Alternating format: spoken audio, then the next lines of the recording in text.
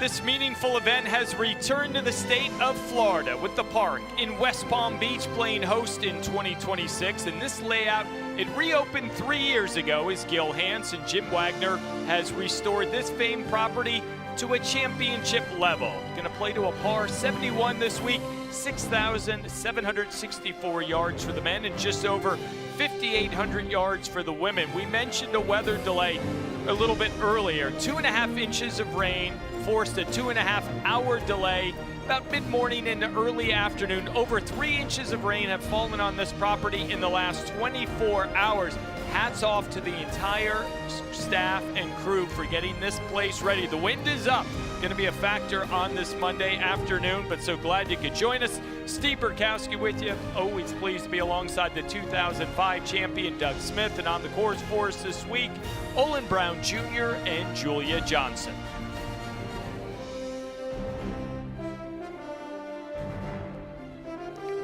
A lot of golf, a lot of different divisions. We will keep you looped in over the next 3 days. The men's individual, going to focus a lot on them today. Nashawn Tyson currently leading the way, 2 under through his first 4 holes. And with the rain overnight into today, a little bit softer conditions here at the park. So perhaps an opportunity for the men and women here this week to take advantage and try to go as low as they possibly can. From the men's individual to the women's, Alexis Fayetta, 2 under through the first 5. A couple of players under par in the early going for the women's individual. We'll keep you updated on all the 5 divisions throughout the course of the day as we head out to the action and pick up Nashawn Tyson. And down there watching, we say hello to Olin Brown Jr. Hey, Steve. Thanks. Nashawn hit his chip shot a little past the hole, about 30 feet, and cozies his putt up nicely. That was a tricky putt, going downhill, downwind. Tough to get the speed just right. Tell you, Olin, with the wind blowing and up today, players really having to negotiate how they want to get around this golf course. Not a lot of rough here, but you can really play the ground game. Well, Steve, until we got all the rain last night, kind of took that out of play. Yeah, still a little bit of work remaining for Tyson. He'll have that bogey putt remaining. And, you know, if you have not seen the park back in the day or after the reopening in 2023, Olin, you don't live too far from here. This game, this course will challenge a lot of parts of your game. Oh, absolutely, especially with the wind blowing. It's blowing easily 3 clubs right now, so players will have to navigate judging distance and lots of crosswinds out here as well, which will be particularly tricky. Tyson trying to minimize the damage. This for bogey at the 5th.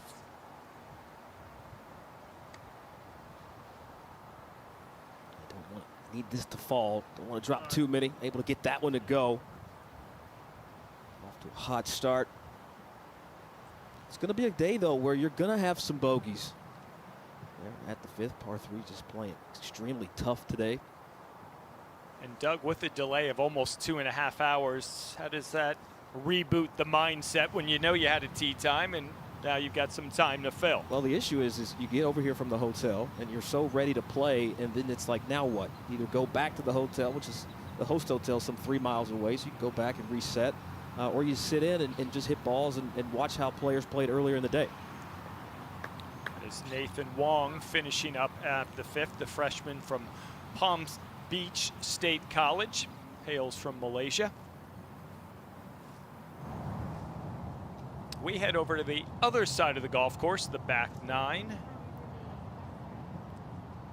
Monse Ramirez getting ready to go. The Monse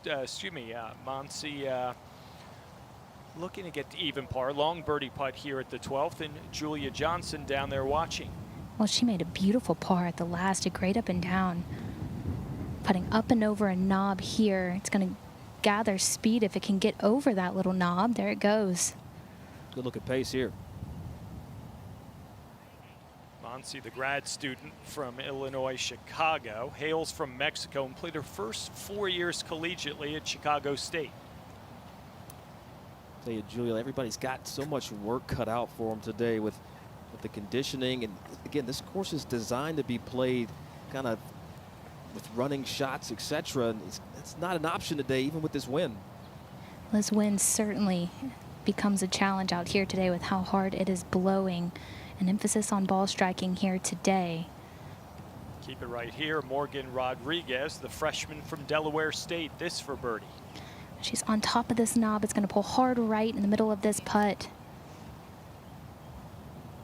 It looked like it came off really quick, but well for speed.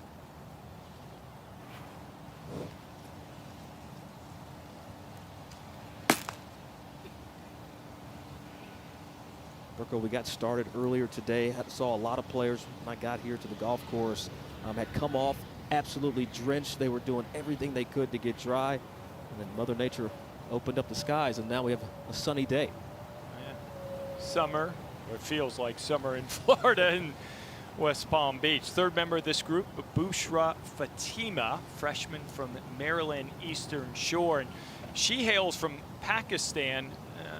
And Julia, when you come to this championship in particular, you truly touch all parts of the globe.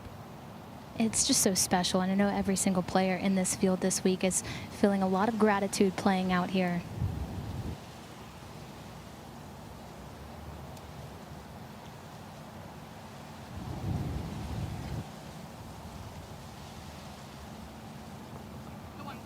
It's nice, able to get that one to fall. Going to be an up and down day. Expecting to see a lot of birdies, Burko, but I'm going to say we're going to see some others as well. Let's head over to 6. Alexis Fayetta, freshman from UNC Wilmington, trying to save her par, and she does just that. Phenomenal up and down. One of the hardest parts about this golf course is the edges. All these edges are kind of rolled around the green, so you can really get into some unique spots with some unique options, just trying to get up and down to save par. How often do you see players work on multiple shots around the green? Well, here especially, you have to. You can either take aerial routes, try to bump it, but there's still some grain in this tipped eagle surfaces. But you have to try to come into a week like this and create shots, Burko, and see how you can fare. You got 3 days. You've got 54 holes to figure it out. Day 1 of the PGA Works Collegiate Championship underway from South Florida. Today's coverage is brought to you by Kohler, helping people live gracious, healthy, and sustainable lives. And by Chase Sapphire, upgrade your travel and dining experiences with Chase Sapphire.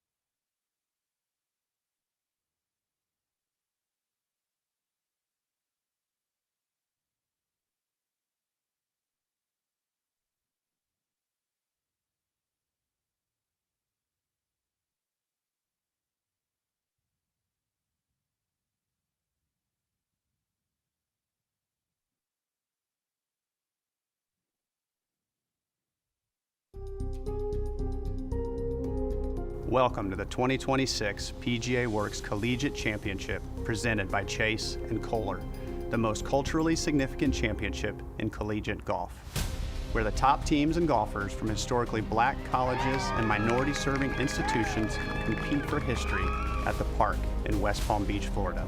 Since 1987, this championship has been about more than trophies and competition.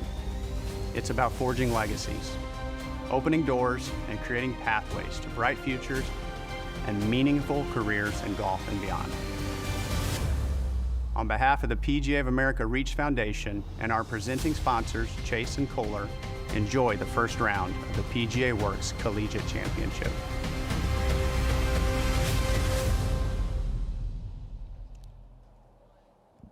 The genesis of this championship originated as an idea at a meeting 40 years ago, November of 1986. A year later, the first event played in Cleveland, Ohio, Highland Park Golf Club. And the founders' goal was to elevate the game of golf at minority colleges and universities to provide student athletes with the chance to compete on a major stage back in an era when they were excluded from playing in many collegiate events. And Doug, 4 decades later, this continues to elevate on so many levels. Yeah, that little meeting rippled through time, I promise you that. Let's head out to 13. Shirkan Zen, Delaware Blue Hen. He rolls that one in. I've seen Delaware have a lot of success at this championship throughout the years. Yeah, I'm still kind of getting over the pink for the Delaware. I'm not used to seeing that, Burko. It's May. Show those spring colors. Tee at 7. Alexis Fayetta getting ready to go.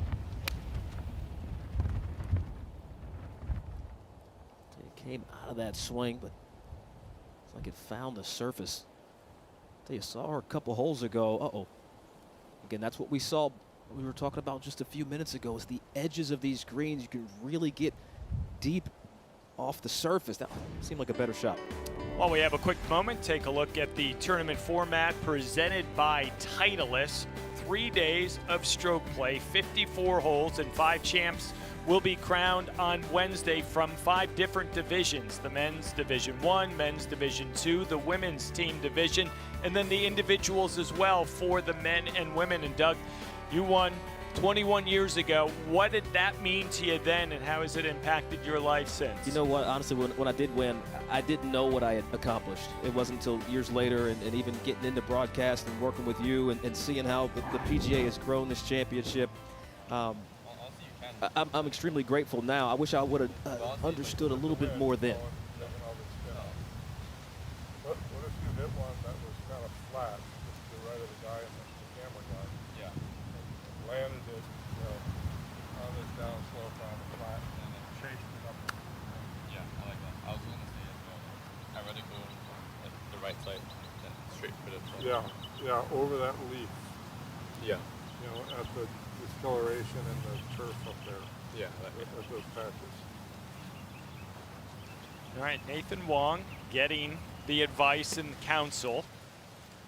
Getting ready to go here at 6. And if you're going to get advice, Ron Philo Jr., his head coach, pretty good man to get some intel from.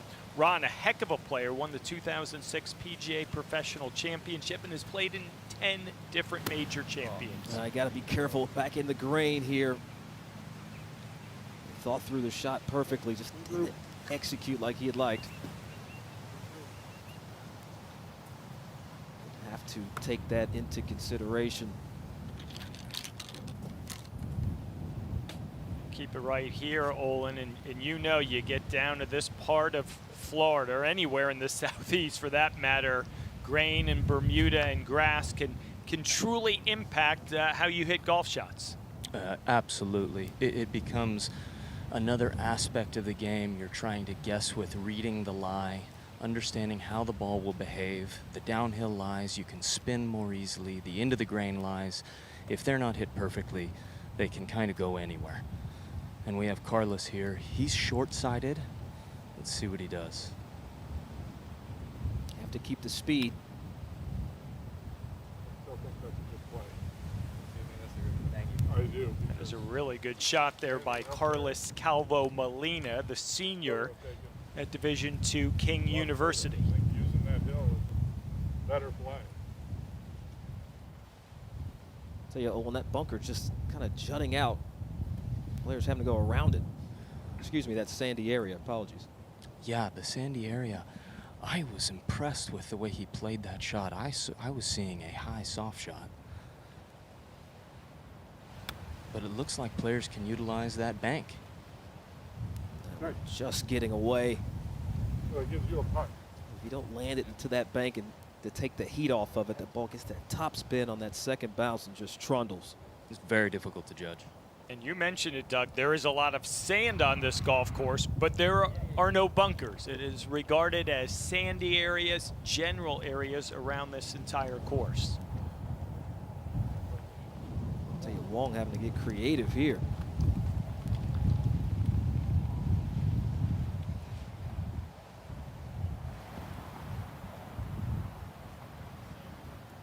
Tell you, from that lie, that stance, that is an excellent shot.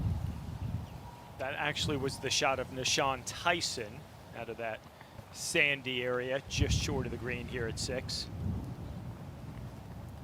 You know, he's a local guy, so he knows how to kind of get around these circumstances here, especially down here in South Florida.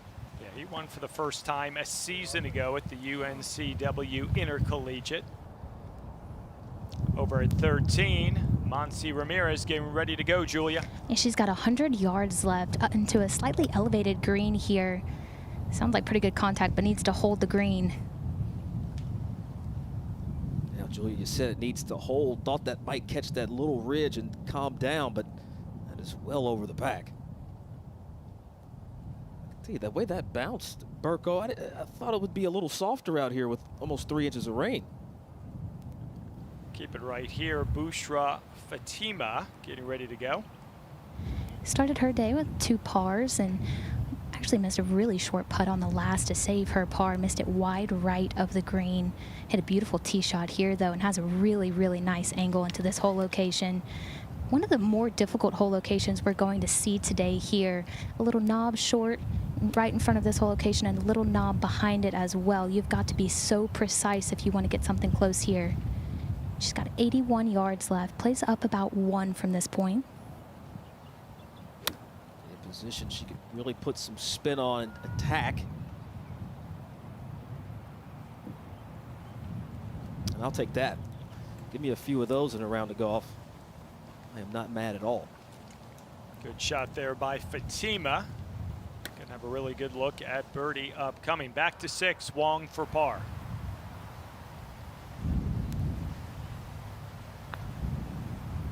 See how far out left he's playing this. And coming off the left. Good roll. Great roll, good read. Unable to save the par.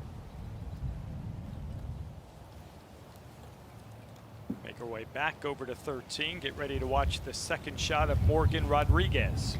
Well, she started her day with a double bogey, but has bounced back really nicely. 2 very good pars at 11 and 12. And now just 56 yards left. One of those touchy little shots that you have to be precise with. Working downwind right now. Downwind, sometimes the ball doesn't want to act correct when it gets on the green. And there's a couple short. Very easy to do with a wedge from so close. Really got to play that pitch number.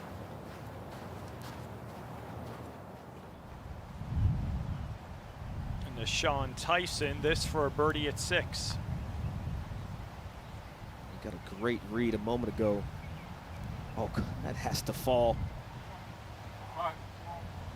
Got out and talked to some players this morning that went off in the early wave.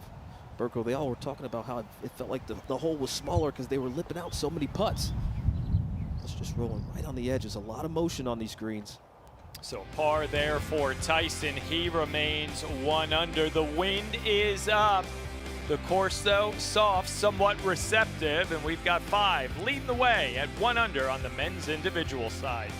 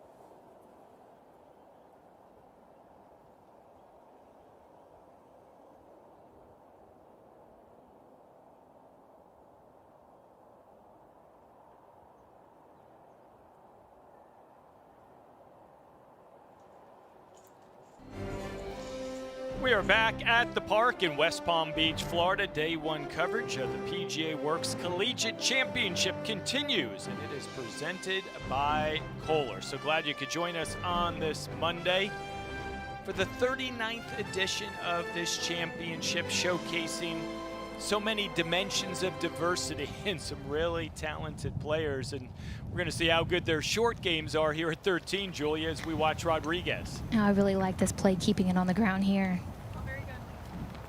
I think she gave that a hip turn and got that just past the hole. That's well done from over the back of the green. Let's go to the green at 7. Alexis Fayetta, the freshman from UNC Wilmington, for her par. She was leading a moment ago, but going to give one back at the very least. It was a clean card to them with 2 birdies. Birdie the first and the 5th. Now potentially going to drop just 1. You said earlier you didn't realize maybe at the time when you won what it truly meant. How did you enter a championship like this? What were the expectations, the goals, the pressure that surrounded the entire week? Plenty of pressure. You know, you're playing for a national championship. I think that's number 1. A lot of schools and players, you don't play on a big enough school to go to like an NCAA regional and something like that. So you come into the week excited, but you come in knowing the gravity of a national championship, to be the best at what you do in your arena. So Fayetta makes bogey at 7, back to 1 under. This is Ramirez at 13. It was not her best chip, but gave it a run. Tell you, Julia, one of those moments where it's like, I should have took the flag stick out. It can work to your advantage, or it can spin one out. Here's Chirkan Zen, the Delaware Blue Hen, birdie look at 14. This well out should start to work away. There's I-95 there in the background, away from the highway. Those are the putts you really need to take advantage of on this golf course. All right, tee at 7, Nishan Tyson ready to go. 168 on the card, 76 factor all things in, and he hated that immediately. What are some keys to playing in the wind? Well, they say if it's breezy, swing easy, but you really need to pay attention to what you need to do with the golf ball, especially if you're going downwind like we are here. It's no longer about the flag. It's either the front edge or play it 2 or 3 paces on. You really have to be aware of where you need your balls to pitch, especially in the par 3s. We're going to take a look at Nathan Wong here at 7, Top Tracer Technology, presented by Chase Sapphire. This one's got his attention. You see that pitch number here at 7. Played that front number, and now it's straight downhill from there. Wow. That could go over the cart path.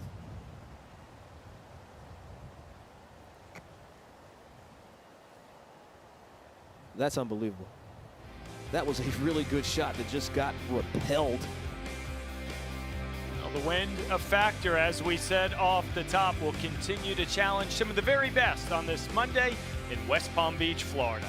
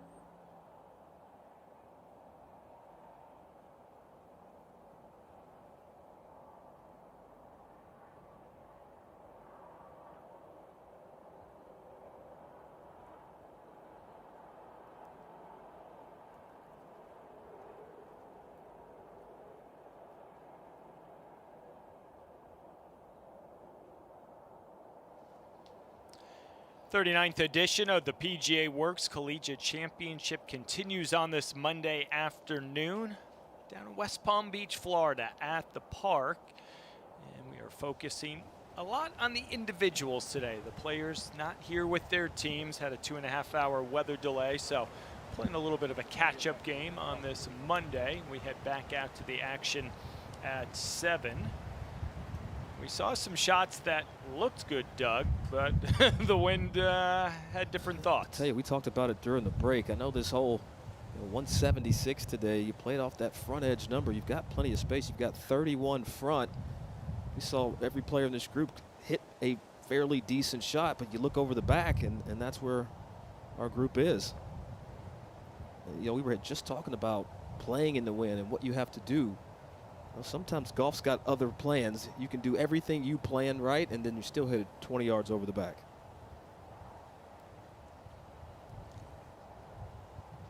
That is a free relief from that area, you know, with nearly 3 inches of rain on this Monday alone. You know, there's going to be some areas you're going to say, all right, let's get you a better spot, all within the rules. But I am overall impressed with how this golf course handled the rain. You know, I was out there earlier this morning, coming right after the rain, and this place is like an aquifer. The rain just absorbed and no puddles at all. But we will see some areas like we can see here in our camera shot where the rain pooled, pushed some of the sand around. And now options for Nishan Tyson with his second. Yeah, and the question really is, are you going to go up or are you going to go down? And again, because these are sandy areas, you can go ahead and make a practice swing. That's not going to, you know, cost you a penalty stroke. But again, the way that ball settled after the drop, you got to go low here. Yeah, Carlos Calvo Molina first to go. Back into the wind could help. Yeah, could help up against the grain as well, into the fan. Got to give him the golf clap for that shot. I think that's what I also love too about this golf course, Burko, is just, I love a course that gives you options. Sometimes you want to go up, you have that shot. If you want to go down, you have that shot. You want to play the bounce. It's a course that really lets you be artistic around the greens. Now Tyson. A late check on that. How about this one? How about it? Nothing to it for Nishan Tyson. Birdie 2 here at 7. Yeah, didn't see that one on the card until he made it. Yeah. A little late check on that, bumped it into the hill, ran it out up the hill against the grain. Great look from high above. Brought it in low. Perfection for Tyson at 7. Third birdie of the day. He's rolling, but we're going to see those things happen, and we're going to see some bogeys, but glad he was on the right side of a good shot. Now here's Nathan Wong from over the green here at the par 3. He's got a little more loft on this club. Doesn't have to go down. He's got the best lie of the bunch. Easy to get one to check up too quick. Almost saw 2 of them. Shot. So the struggles downwind with the tee shot. They're making the seconds back into the wind look rather pedestrian as we take a little bit deeper look here at this golf course, the park in West Palm Beach, Florida.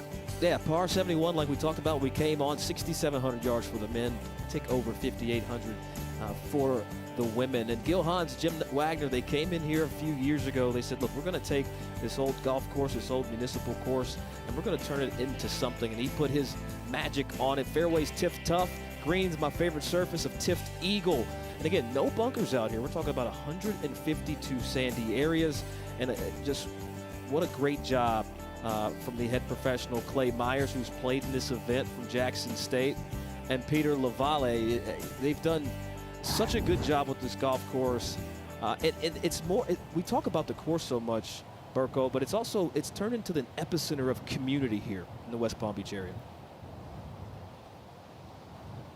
Nathan Wong did tap in for his par, so Carlos Calvo Molina trying to save his par as well. And how about this? He spent the last 2 summers interning as a custom golf club maker back in his home country of Spain. Hey, when you know what you want to do, you got to take all the opportunity to get it done, and that's awesome. See if he could convert here. picking up some pace down the hill. Give him 3. I don't know if I have the patience to be a club maker, Steve. I don't know. There's a lot of math involved. If you make some good clubs, though, worth the work. And you mentioned this property, formerly West Palm Beach Country Club. It closed in 2018, but it was revived by Dirk Ziff and Seth Waugh, nearly 200 acres. You bring in Gil Hansen, Jim Wagner, get a little help from Ziff as well on the design, and you got a heck of a place. Alexis Fayetta leading the way on the women's individual side, 1 under through the first 7. A couple other players at even par. Again, a little bit of a catch-up game with that weather delay earlier on this Monday. But as we show you that board presented by Chase Sapphire, we will continue to bring you some of the very best in college golf.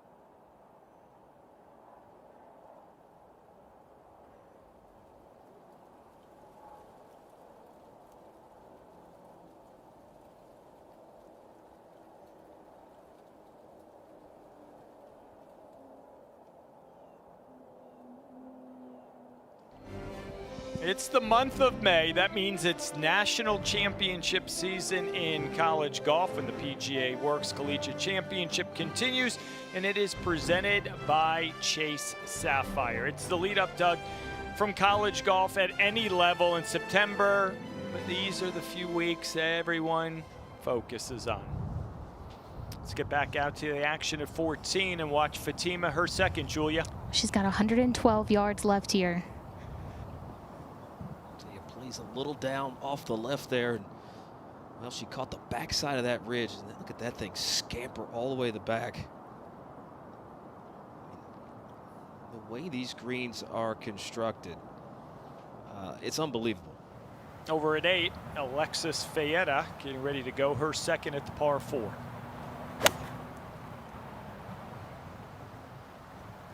Get this one close. Oh, there's one that actually responded correct. Oh, actually just sat down. We've seen a lot of balls bouncing. It's as wet as it's been.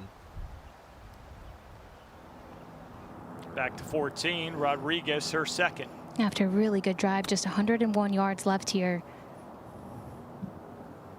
Brought that one in low, trying to get something on that. Just passed.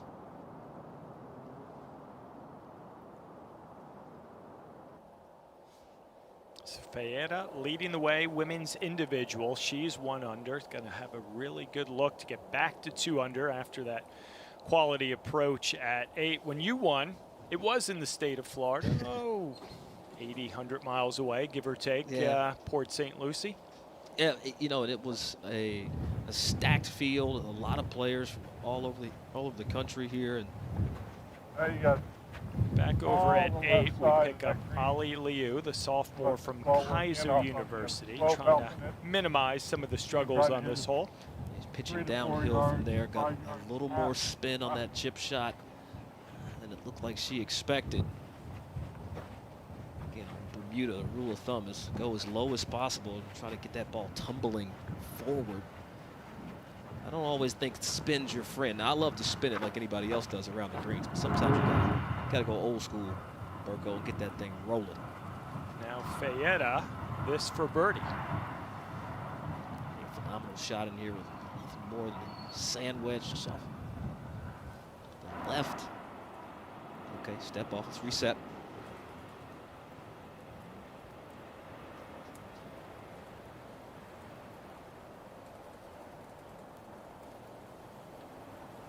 See how soft she hit that? Just playing full defense, downhill, down grain.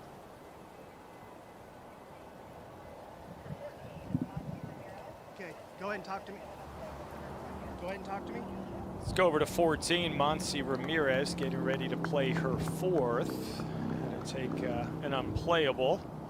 I'm not hearing you. Oh, lo and behold, it No big deal. Her celebration threw us all off. No big deal. Good save. Keep it here at 14. Still have Fatima and Rodriguez.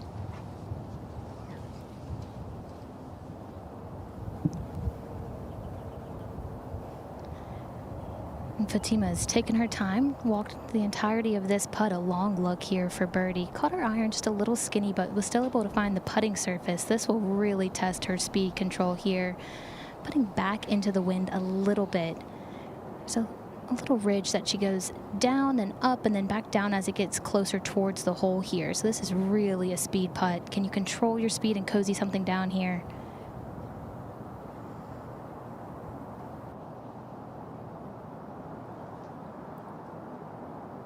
That's the defense of this golf course, really, is all the ridges and spines that you have to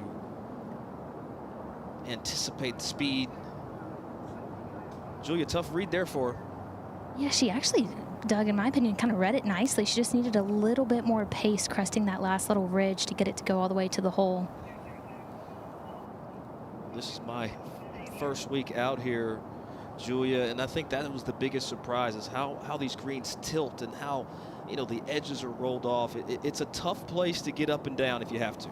Oh, it really is, especially with the Bermuda grass surrounding these putting surfaces. The fairways are wide. These greens are the defense of the golf course. This is a really good look from Morgan here. Trying to break back towards that hole.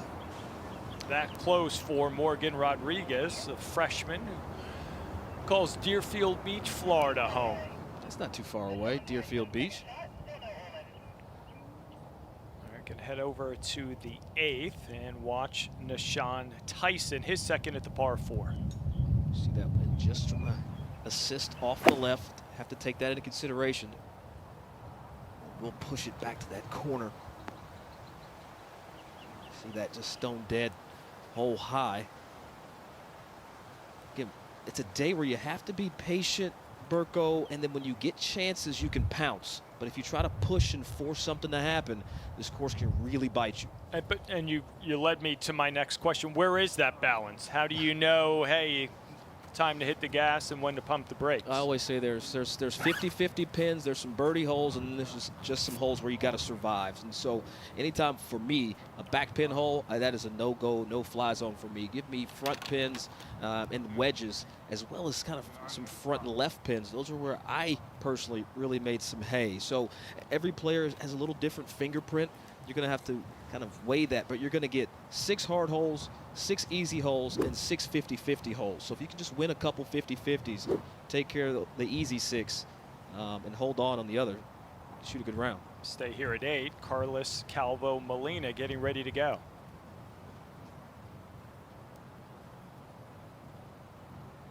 drive something in low. He's got plenty of space. Got 10 off the front where that hole's situated. Another good one. Anytime you get a wedge and a front pin, you got to take advantage of it. Let's head over to 15. Hunter Kitagawa for birdie. He's got plenty of pace, begging, pleading, bottoms. There you go, Hunter. Back at the 8th for Nathan Wong. Push driver all the way down here, going off speed. So try to play that front number. You got 10 from the front. Played that number, and he's going to be below the hole. He'll have the straightest putt of the bunch. Outside his playing partners. 5 championships up for grabs this week in West Palm Beach, Florida. We will keep you posted today, tomorrow, and Wednesday of just how things stand. We'll start taking a look at the men's individual. Nashawn Tyson 2 under through the first 7 holes. Got a really good look upcoming at 8. Try to maybe get to 3 under par. But you got a half dozen guys in red figures, almost midway through their opening round, so it gives you a bit of an indication of what scores are available. From the men's to the women's individual side, we've seen a lot of Alexis Fayetta, the freshman from UNC Wilmington. She's leading the way. She is 1 under, getting ready to make the turn. That's the individual side. Players here not participating with their teams, but you've got the men's Division 1, the men's Division 2, and the women's. And speaking of the men's Division 2, out, able to get done around the weather in Morehouse. They're going to sleep on the overnight lead. That's a really good score. If you're new to college golf, 5 players out, the best 4 scores count. 12 over is a good start for Morehouse. It was a tough day. Again, we had delays early. That was the wave that got most affected by the weather this morning. Men's Division 1 team just getting things going, but I know you're happy to see the folks at the top off to a good start. I'm staying neutral here. It's anybody's championship, but it is nice to see the Rattlers on top at the moment. You don't have to stay neutral. You spend some time at Florida A&M, and over on the women's side, it's a log jam. We're all 6 teams invited here this week. Texas Southern leading the way at 26 over. They're all trying to position themselves to have a chance to win a national championship on Wednesday.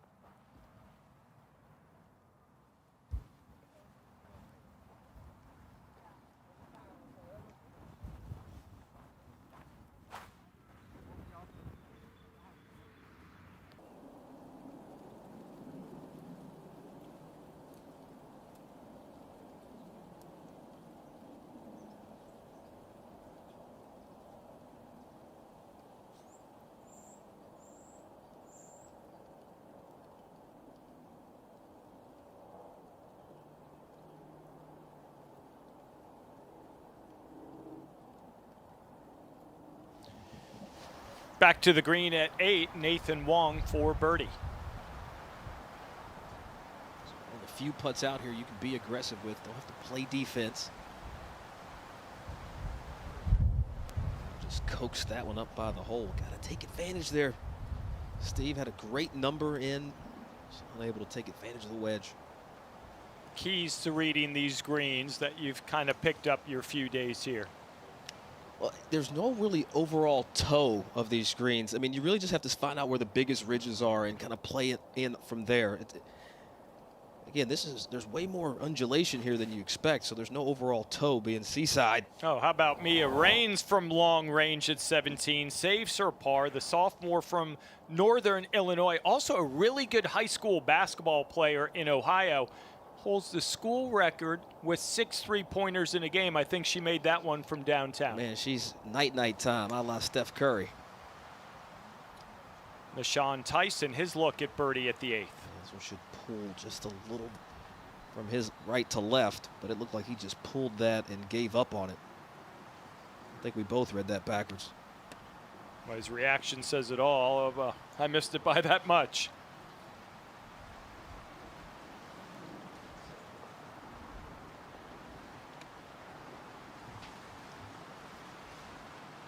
So a par there for Tyson at 8. And take a look at the park this week, the impact it's had not only on this tournament, but that it employs 11 PGA of America golf professionals and associates. And you take a look at Clay Myers and Justin Martin, they know what this championship means, Doug. Oh, you can't understate how much this means to them, having played this championship. It's special. When you've come through the PGA Works and the PGA of America family, and you get to host it, and you get to say, hey, look who I've become, and mentor the players as well as the fellows that are here from the PGA of America. It's such a compliment to kind of who you've become and how the PGA of America helps you get here. Yeah, like Brian Conley, the general manager here, Clay Myers, the head golf professional, Cody Sinkler, director of golf ops, and Justin Martin, the director of instruction. Fairway at 9, Fietta, her second at the par 5. We just want to pick a number. See if she stretched one far enough to get there in 2. Yeah, you just really got to pick a number. Give yourself an angle. There's this little open, narrow spot between these sandy areas on each side of the green. Got to play a little chess here at the 9th.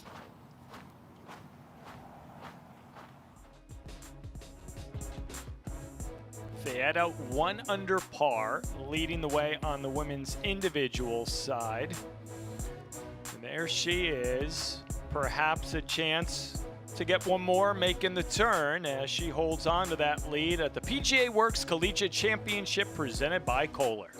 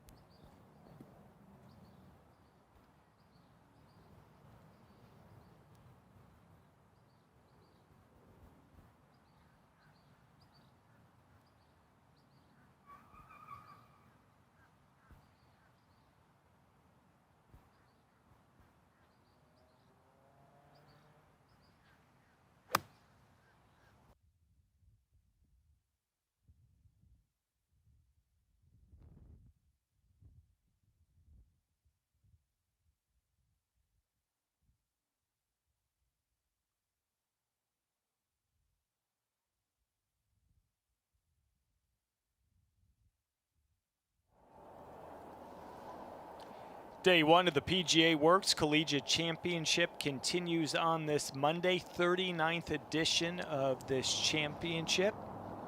We get back down to the action at the 15th. One of the groups we have been focused on throughout the course of the day. We can kind of see the top of hats there. I think it's Rodriguez from our perspective. Maybe not. Maybe it's going to be Bushra Fatima. Yeah, they're pretty close to one another, Burko. Bushra just 51 yards out now.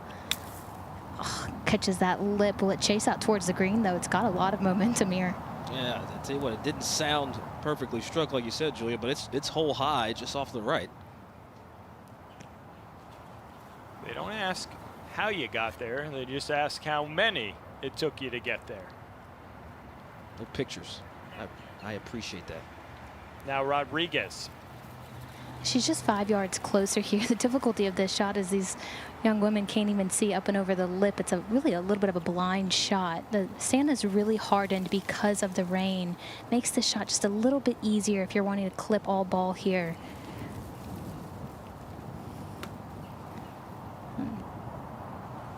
Trying to spin something back. How about it? Oh, ball moonwalking right back toward the flagstick. What a shot by Morgan Rodriguez. Julia talked about how the sand has got more compact and you can hit closer to it. And if you can get that blade closer to the ball, you can really spin it. We just saw there. Over at 9, third upcoming for Alexis Fayetta. Yeah, she's played chess on this hole. Just fairway off the tee, laid up to a wonderful angle. Only 80 yards left here. Didn't take advantage of it. It's on the surface. Those are the ones that'll get you hot, Burko. Still has a look, though. Outside chance at birdie for Fayetta. Make our way back over to 15 to watch Monse Ramirez. When she left it really in a perfect position right here. I came out earlier today and I said, I wrote down in my yardage book, short right is a great leave for this whole location today. Just 26 yards.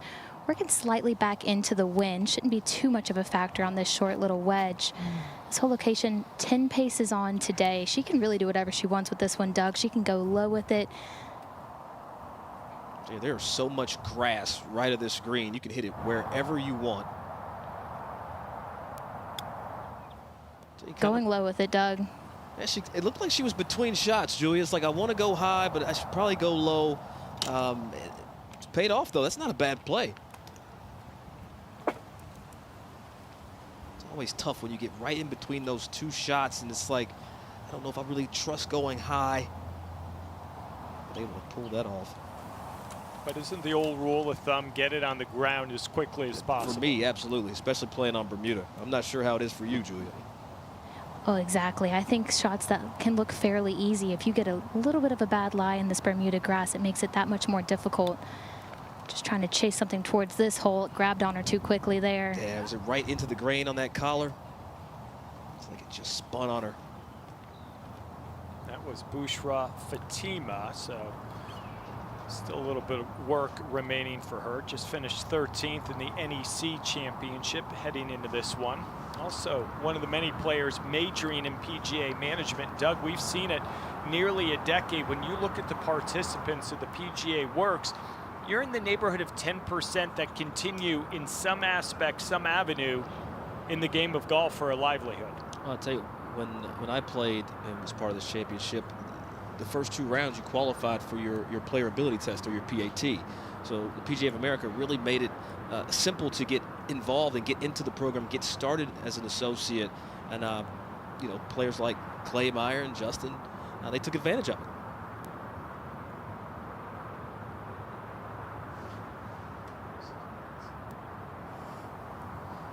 Ramirez for birdie.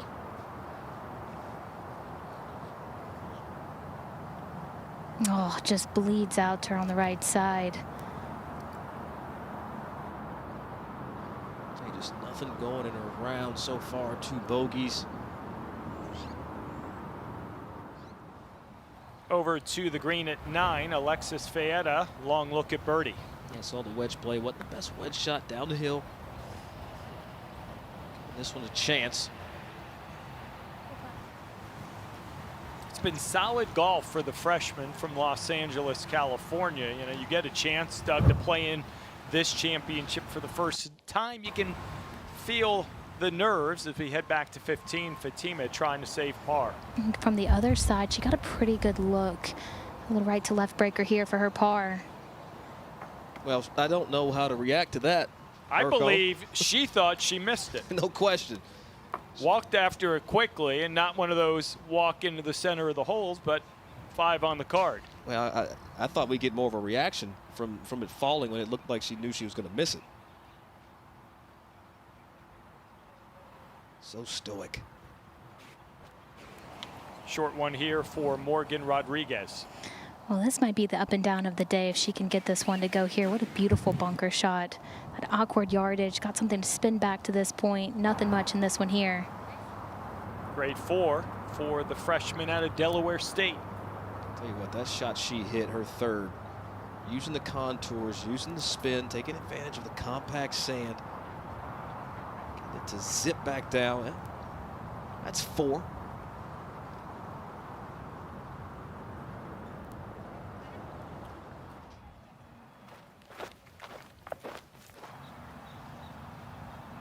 Back to the fairway at 9. They're waiting for the green to clear because Nathan Wong, Olin, is thinking, all right, I might be able to get it there. Yeah, he's got about 275 to the hole. I like what he's thinking. Hitting through it up there by the green. Give himself an easy look at birdie. The wind is right to left primarily, maybe a touch of hurt. And it seems to be a steady 15 to 20 miles an hour. It's reliably 2.5 clubs, gusting easily to over 3 right now. He's got 20 from the front to deal with here. He's got to hit it 255, gets him on the surface.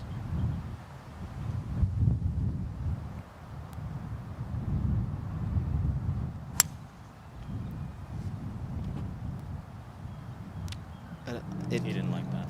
Oh, it looked like it caught some moisture off the face and just went dead right.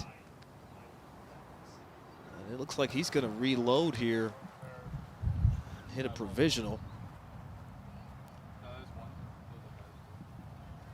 Unexpected to see that one coming. Well, sometimes when you get into these fairways and there's some trouble looming and you have that bit of a weight, you get out of momentum, you get out of rhythm. You can do something squirrely like block it right.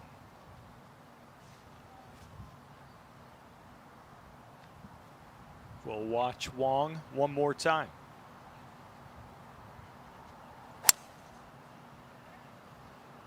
Usually that second man's really good.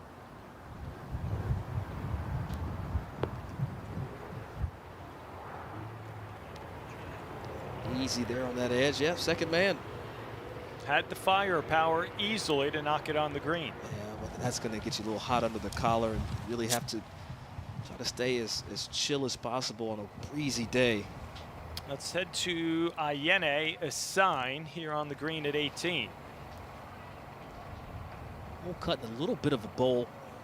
The players feed one in and around the hole. Sophomore at Union College in New York, a Division III power. Got into the game at the age of 5. Growing up in Nigeria, saw a young boy tee off, went to her dad and said, I want to do what he's doing. Well, she's done that and a whole lot more. Part of our coverage on day 1 of the PGA Works Collegiate Championship.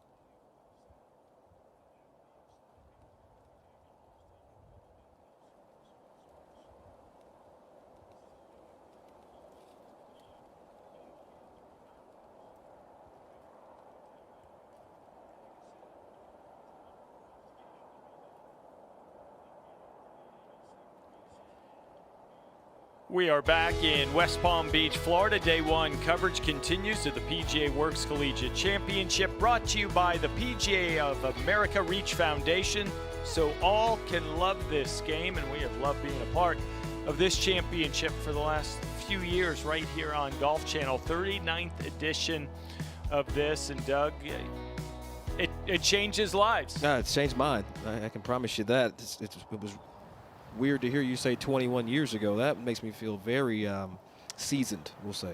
Back at 9, Carlos Calvo Molina, third on the way. Tell you, got one of those little tweener numbers. Went a little mid-trad, able to get that up to the hole. Give the camera some love. That was a good shot. Chance to get a shot back. We will keep it right here. Nishan Tyson should be next to play. Leading the way, 2 under, is 1 clear of a handful given chase. You can't win a tournament on the first day, but you can lose it or shoot yourself out of it. So just got to plot along. Take your chances when the moment presents.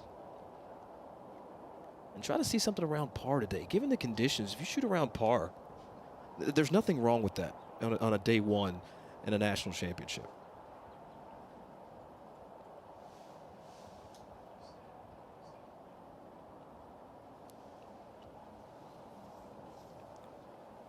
We can let you know Nathan Wong did not find the golf ball that went well right with his second, so going to be playing his provisional, which he knocked on the green, so he'll have an outside chance to save his par, Olin, and it's when the head starts spinning a little bit in this game.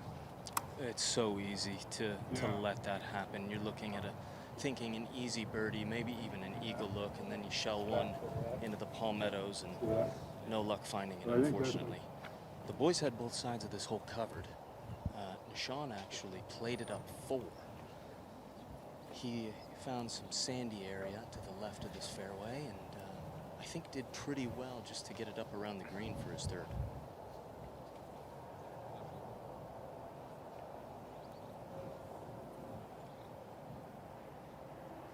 It's such a narrow green. If you find the fairway, you really have to ask yourself, do you want to go for this green in 2? The right side comes up so quick. Wong tried to push one up.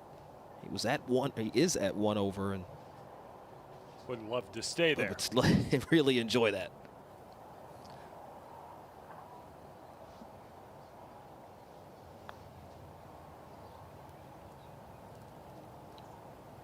Never moved.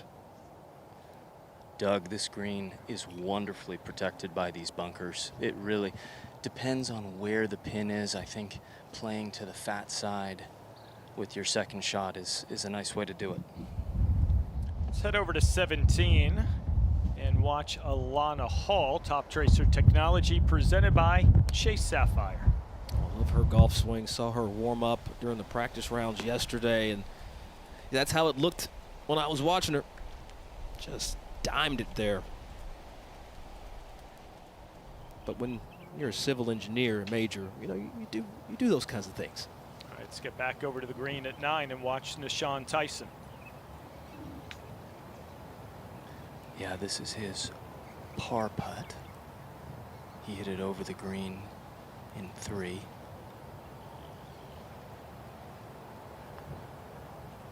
Okay, uphill effort.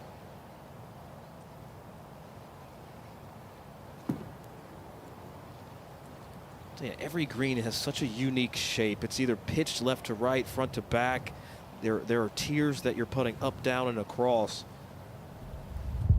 Let's go back to 17. Carolyn Albles, grad student, Florida Atlantic, hails from Germany. Yeah, working that right to left ball, riding the wind. It's like a hard bounce. Barco, I've said it a couple times already, but the bounces that we're seeing, given how much rain we've had, is unbelievable. Calvo Molina for birdie at 9. There you go. Well done, Carlos. Yeah, played it the traditional way. Boring golf, hit it down in front, get up and down, make a putt, out an even par. That's a solid front nine.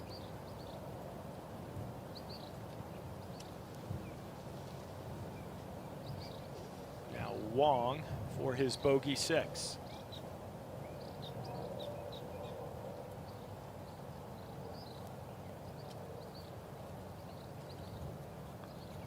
Tell you, all things considered, not the worst 6 you've ever seen. Yeah, it could have been a 3 or 4, but block one out of bounds, make a bogey.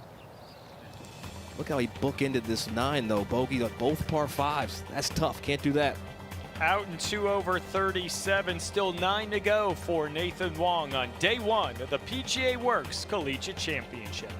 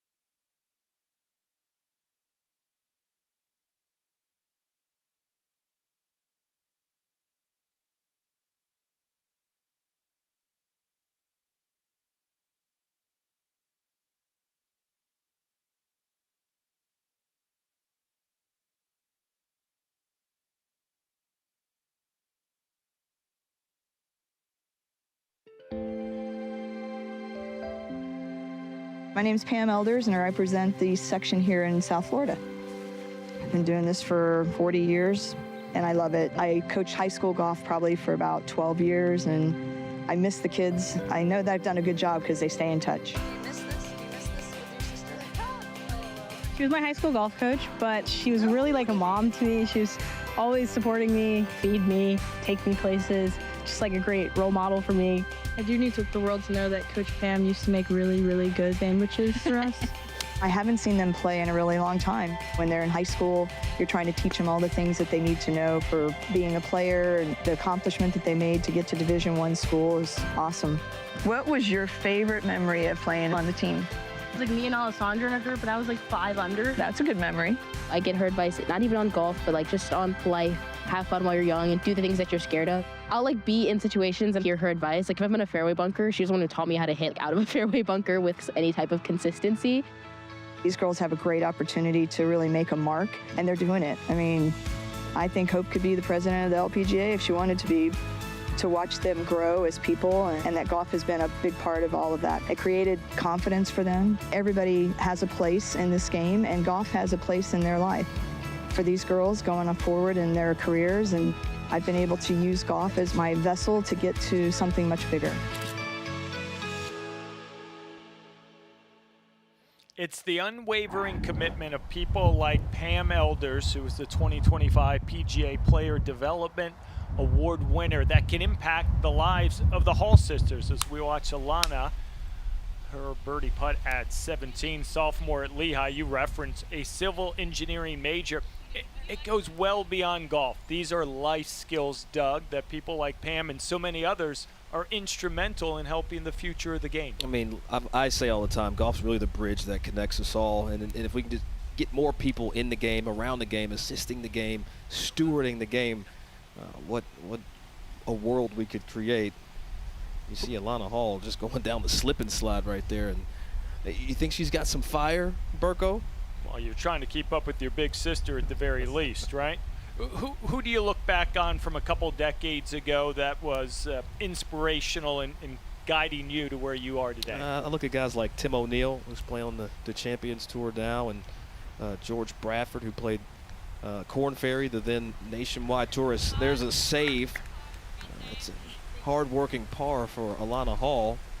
But there are also a lot of folks that you'd never really hear of. The Doc Sims of Detroit, instrumental in a lot of junior golf around the area at the time. And there's just so many people, Burko. It's hard to say. And there's Alana's big sister, Hope, a senior at Dartmouth. That great feature showcasing all three of those very impactful women. And how about a top 15 finish at the Ivy League Championship a few weeks ago for Hope? That was the best on the team for Dartmouth last month. And those are the stories that are fun, that are meaningful to so many.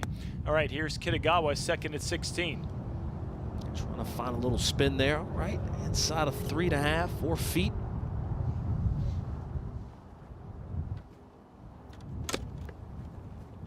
So Hunter's going to have a really good look at birdie as we head back to the action on the green at 9. This is Sophia Sinders-Berger, sophomore, Kaiser University, originally from Switzerland. We see so many players from Kaiser, an NAIA juggernaut, if you will. They are really, really good at developing and helping these young men and women grow. Well, I think they're just setting them up on and off the golf course. They set them up with the PGM programs that they have there. They're learning how to manage the golf courses, but they're also learning how to be some of the best players in and around the country or the world when you look at where she's from there in Zurich.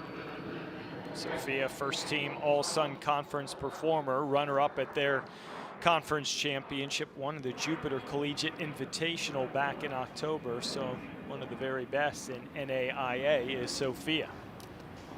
And another look, Burko, of how that ball got around the hole. There's so much movement.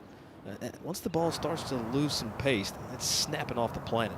Monse Ramirez, tee at 16. It is a provisional. Went right off the tee, Burko. This is a much better looking shot here, right at the flag, actually.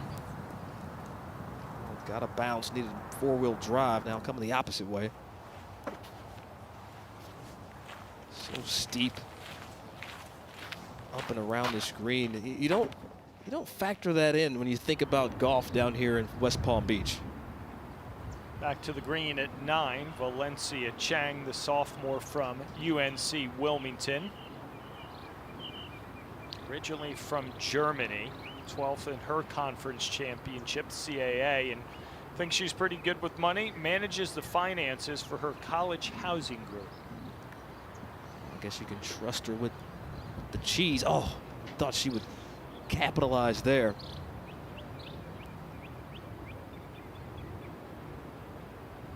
But it goes beyond the golf when you read the stories, the bios of what these young men and women do and aspire to in the future. Well, people understand what golf can do.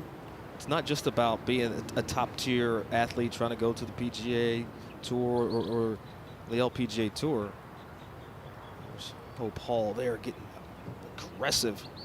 I tell you, she and her sister, they are not afraid to get the ball in the hole. Hope's not afraid to travel the globe either, has been to 25 different countries. She's definitely got me beat. She's got a lot of reinforcement there. K taped up. All right, saves the par. But to finish my point, it's through this championship, you could understand and you're introduced to so many different people that could change your life. And playing golf is kind of that gateway. Green at 18, Marcelo Mexon, the senior from LIU, two-time first-team All-NEC performer. Should snap off the planet as it approaches. Cool, calm, and collected after he's dropping some birdies. Started on the backside, out and 2 under, 34. A little bit of trouble for Alexis Fayetta, scrambling to say par. Some trouble off the tee, that is. Yeah, 2-shot lead at the time, so she will spill at least one, and now things are starting to get a little bit packed at the top of this women's individual leaderboard.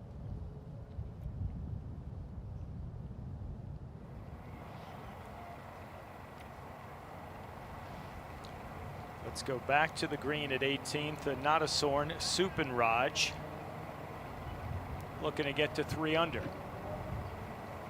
Anytime we're seeing players miss putts, these birdie putts, there's so much extra pace in this green, and all the rain that we've had today, it's like it didn't even affect the greens at all. Supanraj, freshman from Stetson, the ASUN Freshman of the Year, and one of 2 tied at the top on the men's individual leaderboard, 2 under par. PGA Works Collegiate Championship, brought to you by Chase Sapphire.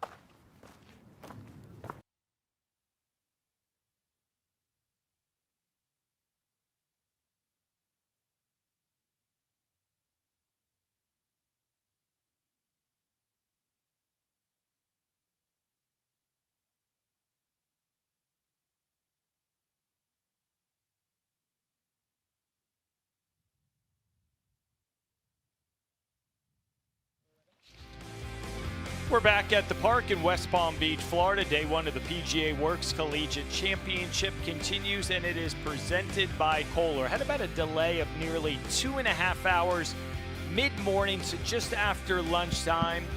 2.5 inches of rain. The sun trying to peek out. Doug Smith, the wind, a big factor here for those on the course this afternoon. Yeah, well, it's done a couple things. One, it's dried the course out a heck of a lot faster than we thought it would. Over at 10, Wong's second shot on the way.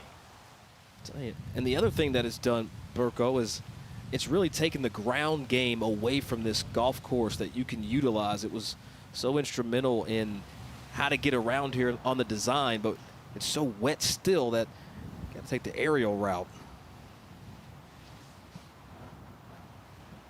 Keep it right here to watch Nishan Tyson. What's he have, Olin?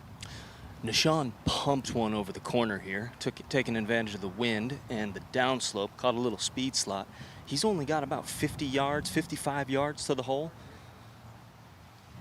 Pretty simple look. Got the green sloping against him. So I think he can be pretty aggressive with this, and I would be expecting something inside there pretty close, maybe inside of 6-8 feet. Yeah, such an interesting hole. Get that dog leg left. You can take it down the left side, try to just bomb one. And Olin, I got to be honest, I'm not used to hearing a speed slot with all the rain that we've had. This hole is quite firm. You know, this place is on sand, and it has dried out pretty quickly in spots. He hit it on a high point of this hole, and straight downhill after that, it just got scooting. Rolled out about 50 yards. Got to take advantage of it now, Doug, after a tee shot like that. Yeah, and you got to decide what you want to do. You want to pitch it midway, let it chase. You want to fly it back to the hole. And that is disappointing after such a phenomenal tee shot. Just had to take a lower route. Green at 16, Morgan Rodriguez has this for birdie. Be careful not to let this one get away from you. It's uphill, and you can finally swing at one. And starting to lose a little patience. That's what you see, Burko, when you're trying to kind of force a birdie. She's also putting downwind. It matters out here at the park. How long does it take to figure out those things you can't see in a yardage book? As you said, the wind, the rain, what's going on, all the parts of the game that usually comes with time. Well, unfortunately for the players, the course that they've been on the past couple days doesn't exist today because of the rain and the weather change that we had. It hasn't been this windy all week. It hasn't been this wet all week. So all the work that they got in, it was kind of like, well, that was pointless because it's a completely different golf course. Let's get back to the green at the 10th. Olin, who's first to go? It's looking like Nishan is actually away.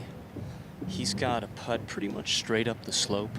This green sits on a slight hill. You've got the left side of the green, some mounding in it, which flattens that out. I think the read is a little bit tricky. His grain will be going right to left and into him. I think this is an outside the hole, right to left overall.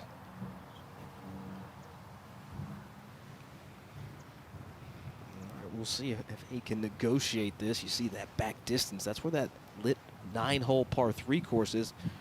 Burko on top of your screen, just to the right of the netting. And I tell you, it's an epicenter for community golf here at the park.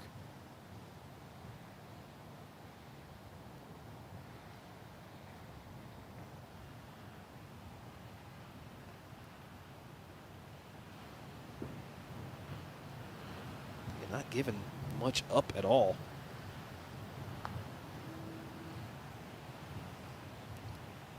Needed to borrow a couple more.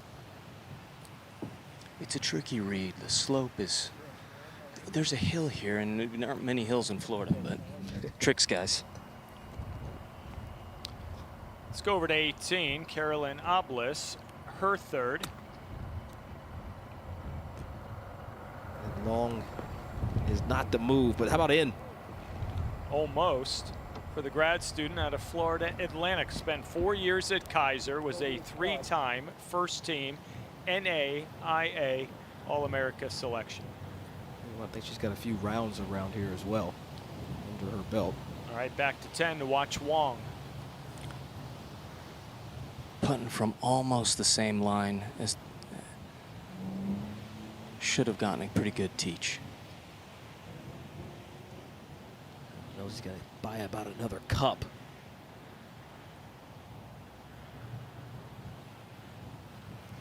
I think that's just the grain taking over, guys, pulling those balls out of the hole. It doesn't look like it's going to move that much, and that's a great call there, Olin, because you get the grain wrong, especially kind of seaside golf courses, really influence when that ball loses pace, can really just snap. You can look silly. There's definitely an art to reading grain, both around the greens and on the greens. Now, I expect Carlos's putt to be pretty quick and to break pretty severely right to left. He made a good one on the last.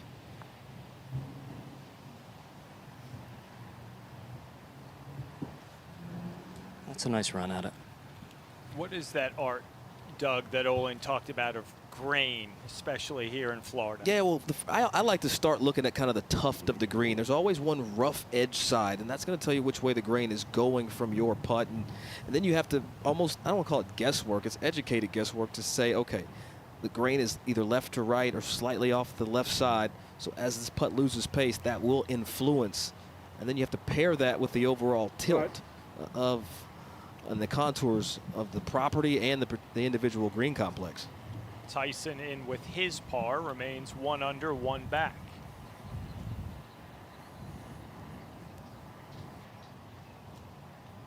Set to the green at 18. Another look at Alana Hall. This for birdie. She's 1 over, just 1 shot off the women's individual lead. Again, it is a marathon for Alana. If she can, again, see a couple fall, get some confidence, be rewarded for some of the patience that it takes to play on a day like today. And make a push on Wednesday and close this thing out. I'm trying to speak things into existence, Burko, I'm sorry.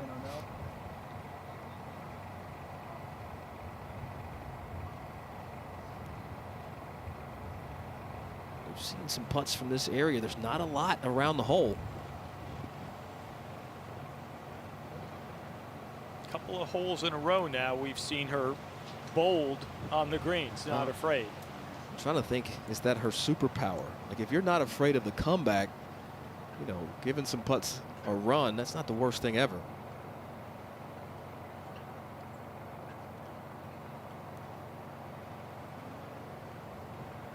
So or do the same thing on par 3-7.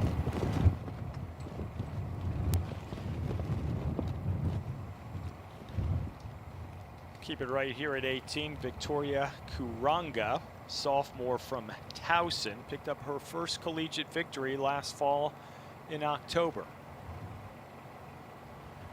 Trying to save par and remain at 4 over. This one will push right to left. It is downhill. It's kind of tilted. You can see the green there on your screen kind of high in the distance. A lot of motion middle of this putt. Just hit it with the wrong speed to take it.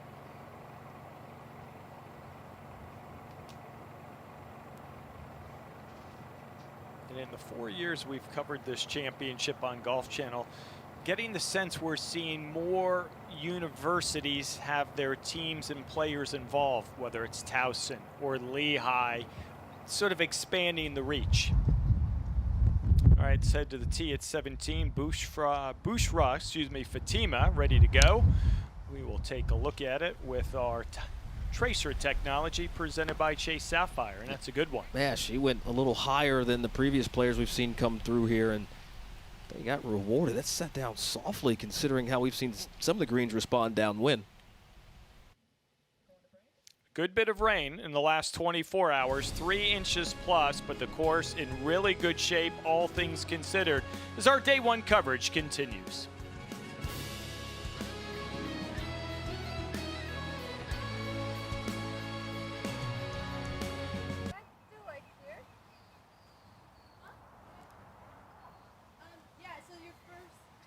Yeah, that's one. Yeah, my boss there. Okay.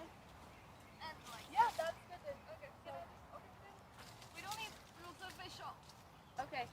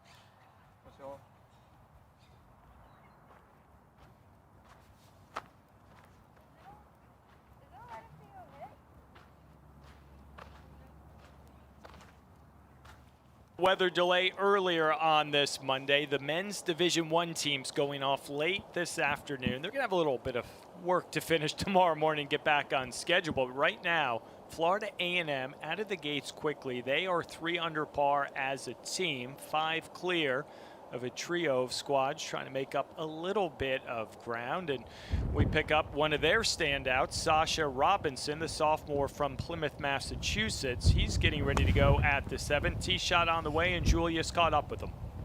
That was a gap wedge from 176 yards. That should tell you how hard this wind is blowing right now. Julia, we've had a chance to see how this hole has played a couple times as that ball's getting better there for Sasha. We've seen balls pitch at the front of this green and end up in the sandy area long. So very tough conditionings there today. Head back to the green, other side of the golf course at 17. Monse Ramirez getting ready to go. I do enjoy the finish here at this golf course. You come in, you play a par 5 and 15. Drivable hole at 16, great par 3 here at 17, and a par 5 at 18. You can really make some hay.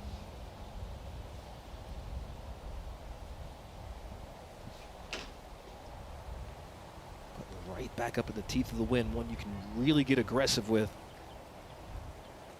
But left that part out.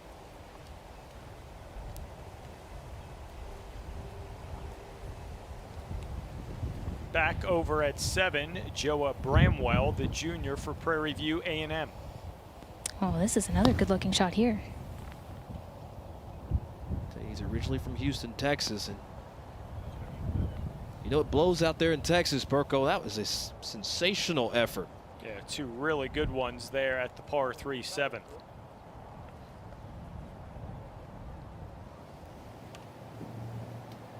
All right, let's head over to the tee at 11. A little bit of a wait, but Nathan Wong ready to play. Players have about 125 yards, plays downhill 5, and they've got a little backstop right behind this pin. So I think they're going to be going right at it. Signature hole here at the park. Signature shot as well. That was awesome. The players are almost straight downwind, so the one tricky part about this shot will be judging distance. A wedge from an elevated tee, it can be tricky to get the distance just right. That was well judged. Now Tyson.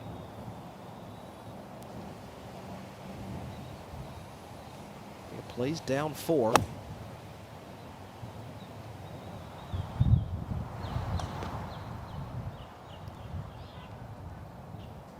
He didn't want to hit it close like his playing partners. Now look, when I did some course reconnaissance earlier in the week, Burko, this hole was playing directly into the fan, and I played during the practice round day on Saturday, so this is a completely different setup for these players. Over to the green at 7, Javier Morgado, putt on the way. Downhill, should pill a little to the right at the end. Man, he did a good job knocking that one down. Good read, Julia. Sophomore for North Carolina A&T, originally from Mexico City. 4 top 10 finishes this season and 3rd in this championship a year ago.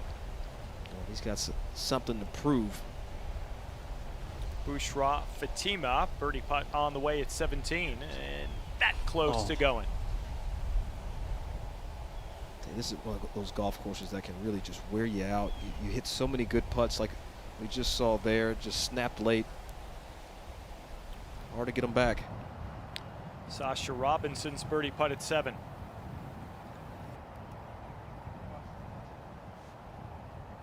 Hey, it's almost like he's like, what, that didn't fall. He's made 4 birdies already in this round. He's played some spotless golf. Just 1 par so far on the card, and there's the second. And we have seen him on our air a few times over the last couple of years. Immensely talented. I remember the first time I got a chance to see him play, well, we got a chance to see him play, was Folds of Honor last year, 2 years ago. It was 2 seasons ago. And really just popped up and played a solid round of golf and hits it a long, long way. Talking about ball speeds near in the 190s. I know Coach Mike Rice at Florida A&M is very thankful to have Sasha on his team. What do you learn over the course of a day? You've referenced the fact that what they're seeing on Monday, very different in preparation. How do you make notes? How do you start adjusting? Because this game is an outdoor sport on the fly. And how about that, too, by Joe Bramwell? I think you have to master, to steal one from Pia Nilsson, you have to master kind of variability. You know, we play 3D chess in a 3D space when we play golf, and this is the joy of the game. Every day is a different challenge with the wind, the different hole locations, the different tee marker movements. You get used to it, but you almost have to pre-accept that there's going to be some change and have the best attitude you can. Back over to the green at 11. It appears Nishan Tyson first to go, Olin. Yeah, Nishan has a pretty simple look here from about 20 feet. His green is almost straight on him. His putt should go just a little left to right, slightly uphill, slightly into the green.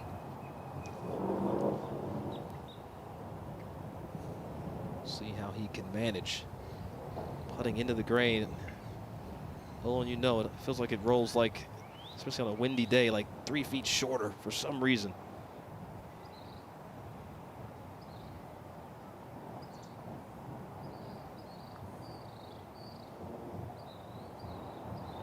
It's so true, Doug. That's part of the art of reading grain. It's the downhillers and the uphillers. There can be quite a big difference between the speeds. Let's head over to 9. Drew Walker getting ready for his third. I like the fact Drew laid up down the left side here, gave himself an angle. And that is what you're supposed to do when you've hit 2 good shots. Just flag it, try to get one back. All right, let's head back over to 11. Watch Calvo Molina. Carlos, his feet are on a little bit of a knob that's going to make this putt feel like it goes more to the right than it does. Didn't give it the gusto he needed. And from Gil Hans, he says this hole was inspired by the 5th hole there at Royal Melbourne West. This 11th is the signature hole. It's a 3-tiered green here at the park, and I'll tell you what, it's a beautiful hole the first time you see it. You kind of step up to the tee, Burko, and you're like, well, where am I supposed to hit it? Like, what am I supposed to do here? They figured it out, especially Nathan Wong. Well, you can just do that as well. Yeah, hit it to a couple of feet, tap in for birdie, and head to 12.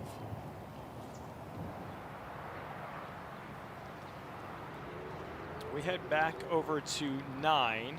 Gage Gallo. Not position A, the junior for Prairie View A&M. 4th shot. Yeah, 4th shot. Does have some motion over there. You can get the club on it. Not lucky that it missed those palmettos. Unfortunate that dug in. I can tell you that. He was above the green, pitching back downhill. I know he thought that was going to run out. Gage finished tied for 17th in this championship at Whistling Straits a year ago. What a difference a year makes between these two golf courses.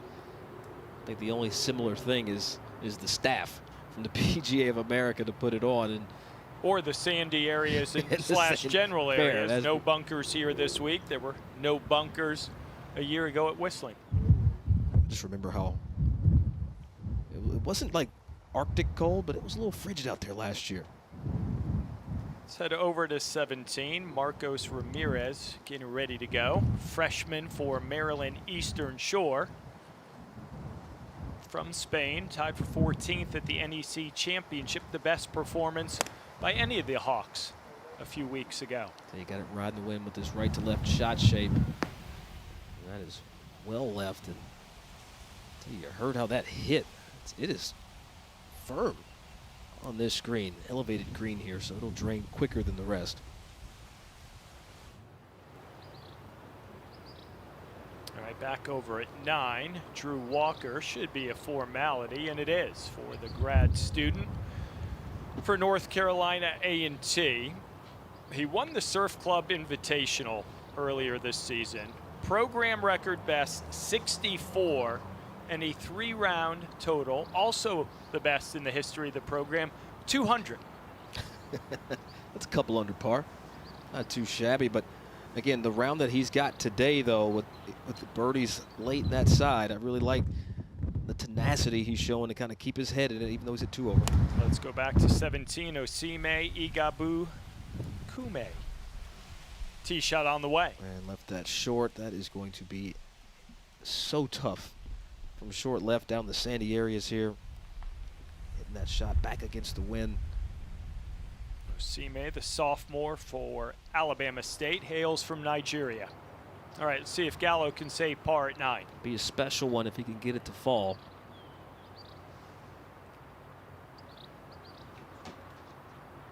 Ninth green, just such a hard shot, especially coming into this green, trying to go for it in 2.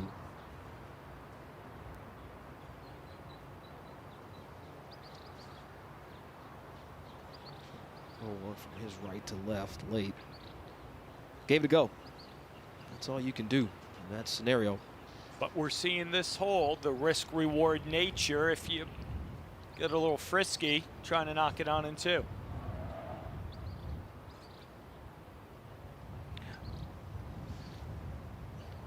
All right, let's head over to 8. Get ready to watch Sasha Robinson from Florida A&M. Well, they went with a driving iron off the tee here, laid it back. He's about 40 or so yards back from his playing competitors. 151 left into this whole location now. But the wind, guys, it's coming straight back into us right now. Maybe a little out of the left. He's got a little bit of a backstop over there out to the right that he could use. Well, he's got so much length, Julia, that, you know, trying to force driver up and either spinning out of it and getting it in that crosswind, it brings OB into play. I love the patience he's showing with that driving iron off the tee. He had a beautiful shot, kept it really low with his trajectory, kept it below that wind. Ball slightly on a little downslope here as well. That might help him keep it low out of the wind here.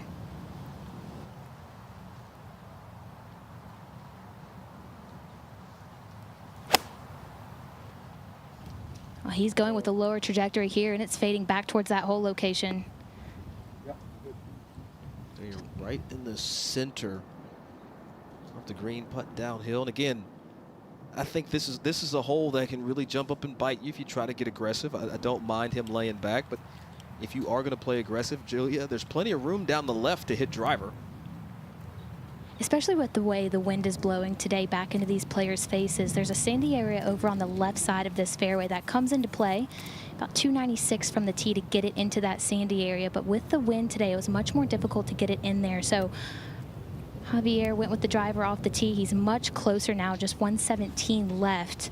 He's taking a peek up at the sky, trying to figure out exactly what this wind is doing. I can tell him it is absolutely hurting. Tell you, Olin said in spots, it's 3-club win potentially.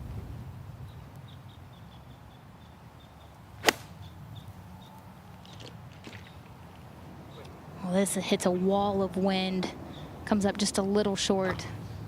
Got 10 paces though from that front edge. Just, again, such a hard shot to hit back into this corner of the property, and you can really see that flag whipping up front, Julia.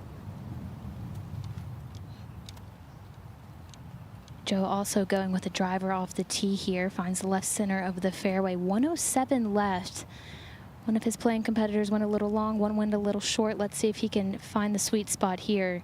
107 probably playing closer to 127 right now.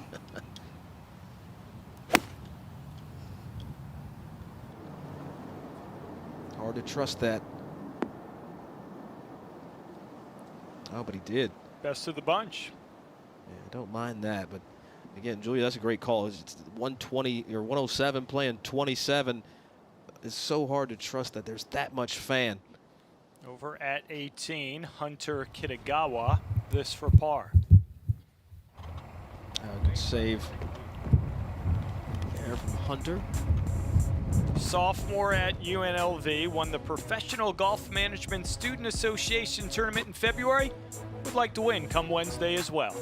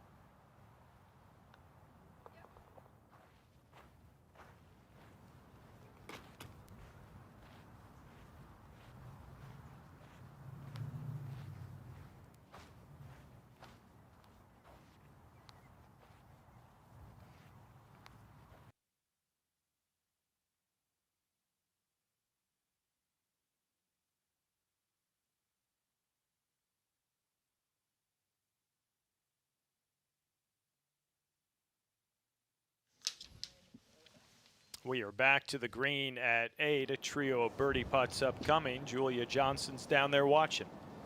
Sasha taking a really good look at this putt, putting from above the hole here, downhill, downwind. Is it a little bit of a fault line almost? There's a slope coming off of the left side of the green and a slope coming off of the right side. Sasha paid a lot of attention to the slope coming off of his left. It really just about matching line and speed here. You're not really expecting to make this putt, just trying to cozy something down there. Tell you, at 4 under though, it feels like he's really had this wand working today, Julia. And looking at this, the green book that we are eligible to see, it's supposed to pull right as it approaches.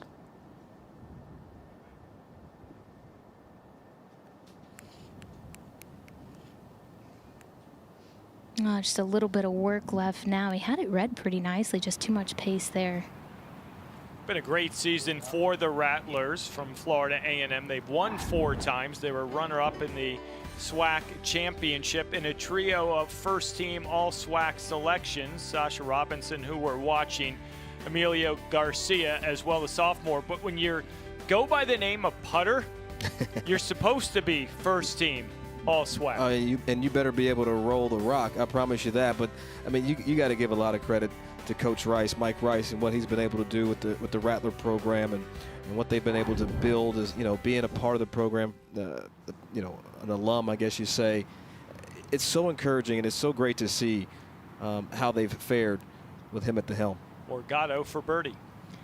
Left to right breaker here, downhill initially, then it flattens out as it gets closer to the hole.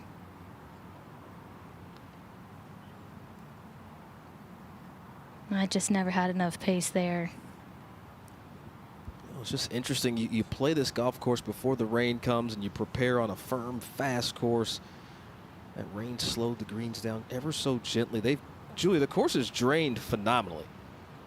You would never know it rained as much as it did, and it looks beautiful. The greens are rolling nicely, but maybe just a little bit slower, like you said, Doug, than what these players were expecting. This downhill putt here, it's not that fast. Oh, that was such a good effort. Tried to tightrope the left side of the hole. So Joa Bramwell, who had the best of the 3 approach shots of this group, unable to convert. All 3, a little bit of work left. What do you like about Sasha Robinson? We've referenced what we've seen from him over the last couple of years. I really enjoy his just disposition. He's a chill guy. He's never up. He's never down. That always serves you well in golf. He hits it a mile, and he's coachable. So he's a dream come true for Mike Rice. Absolutely.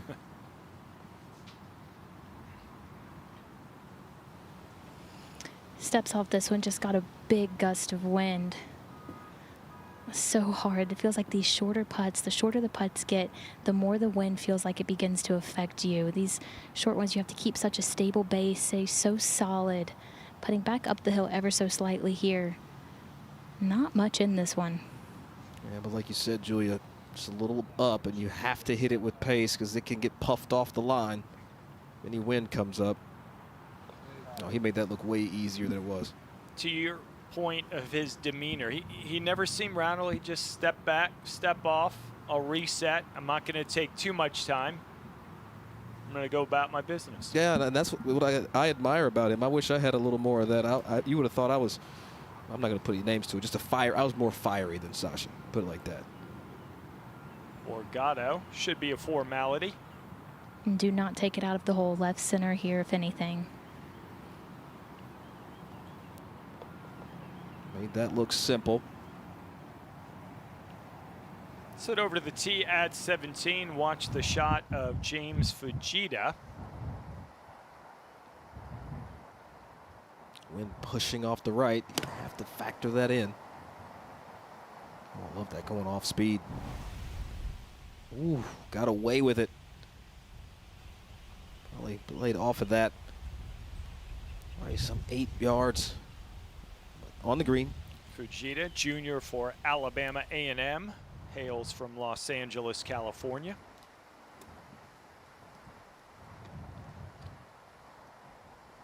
Keep it right here. Give you a little tracer technology as well, presented by Chase Sapphire. And this is Jaden Hansen. Playing a really high shot. It should sit down nicely, but hang in there. Oh no. Jaden, the freshman for Maryland Eastern Shore. You get that ball riding the wind, it can just go wherever on this property.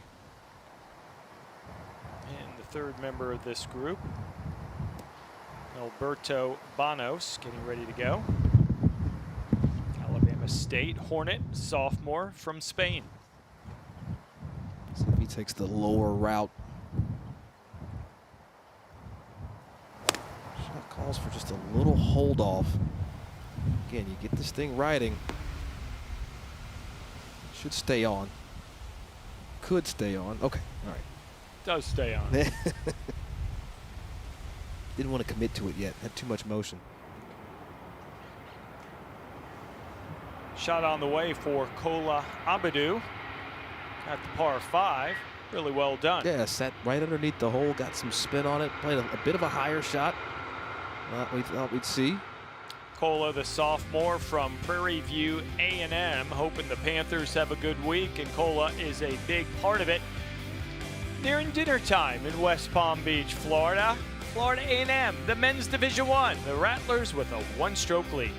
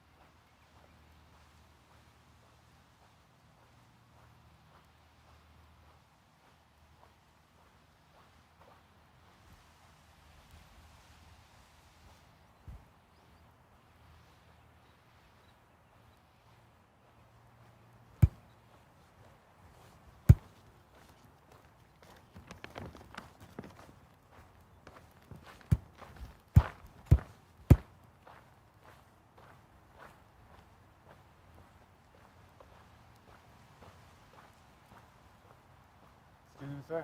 Yes. Do you know where group 3-2 is by chance? 3-2? Yep, 3-2. You know where it is by chance? I don't know where it is by chance. They would be.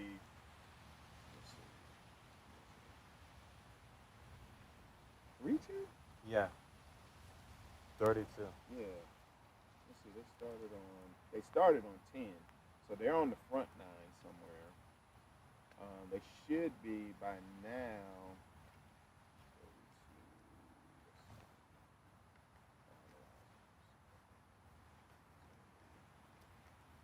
According to our sheet, 3-2 should be on hole. Let's see, it's 6 o'clock. They should be on hole.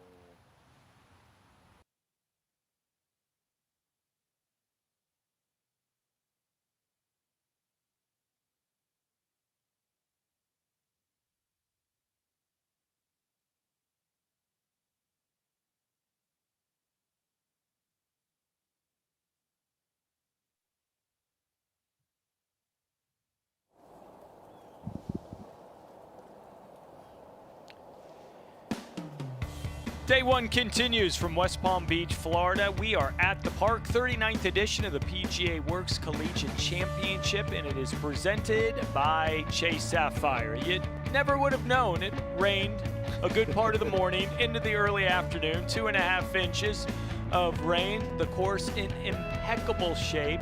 Kudos across the board for everyone involved getting this to the championship level we expected, and a little curveball, Doug Smith, of maybe not the course they prepared for, but it's not supposed to be easy. National titles are on the line. You know, we all got switched with that weather, but I tell you, gusts up to 25 miles an hour. We're right, high 70s right now here in West Palm Beach. 77 degrees is perfect. What a day.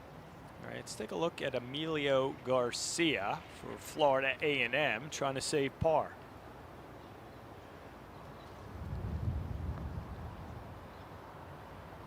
Trying to ride this little spine. Did he hit it? Sure didn't. Read it right. Why are we seeing some struggles on the 9th today by a handful of players? You think a par 5, all right, I've got an opportunity. You know, there's 5 different ways I want to answer this, but I'm going to start with saying ego.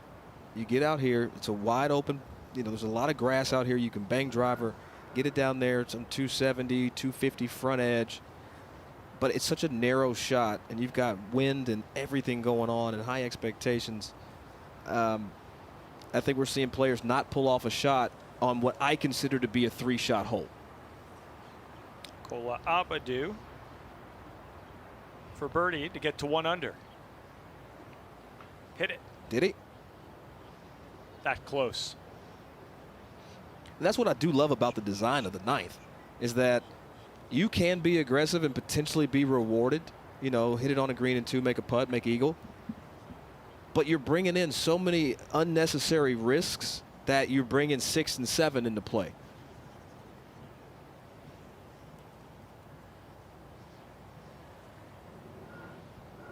Keep it right here to watch Emilio Hernandez, the freshman for North Carolina A&T.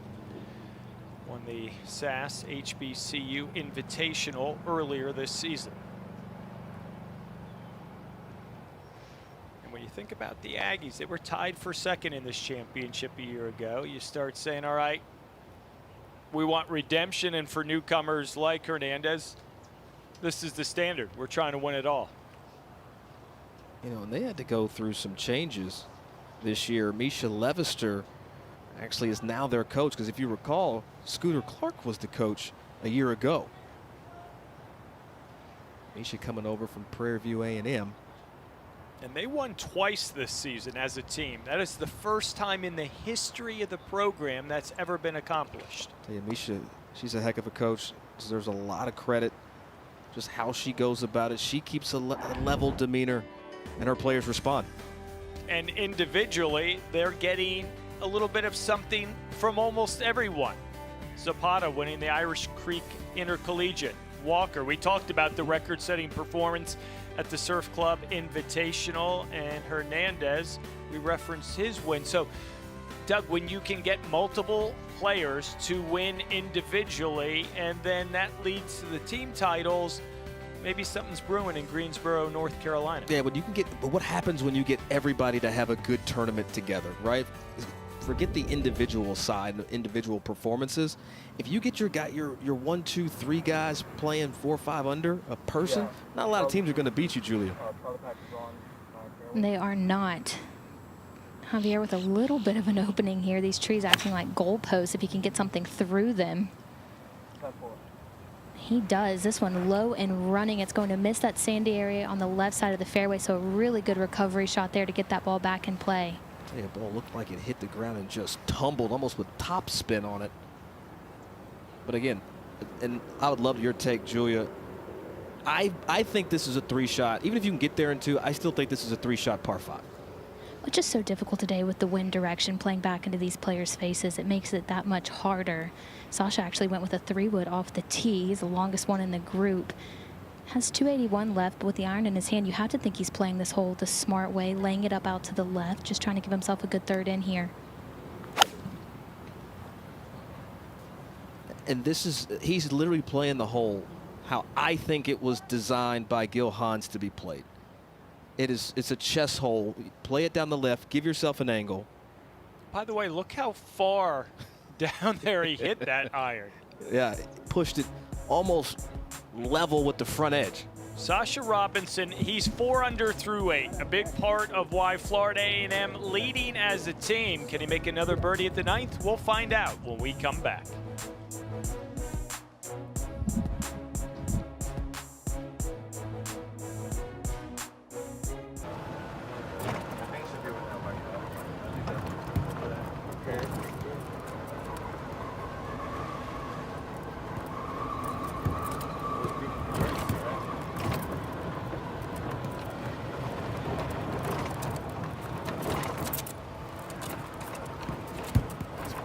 guess wherever that golf cart goes, you're going to go with Arthur, okay? So if you see him getting ready to leave, like maybe at least just ask him where he's going, and then we'll know. All right. I don't know. That might be a helpful tip for us. All right. Thank you. Yes, thank you, sir.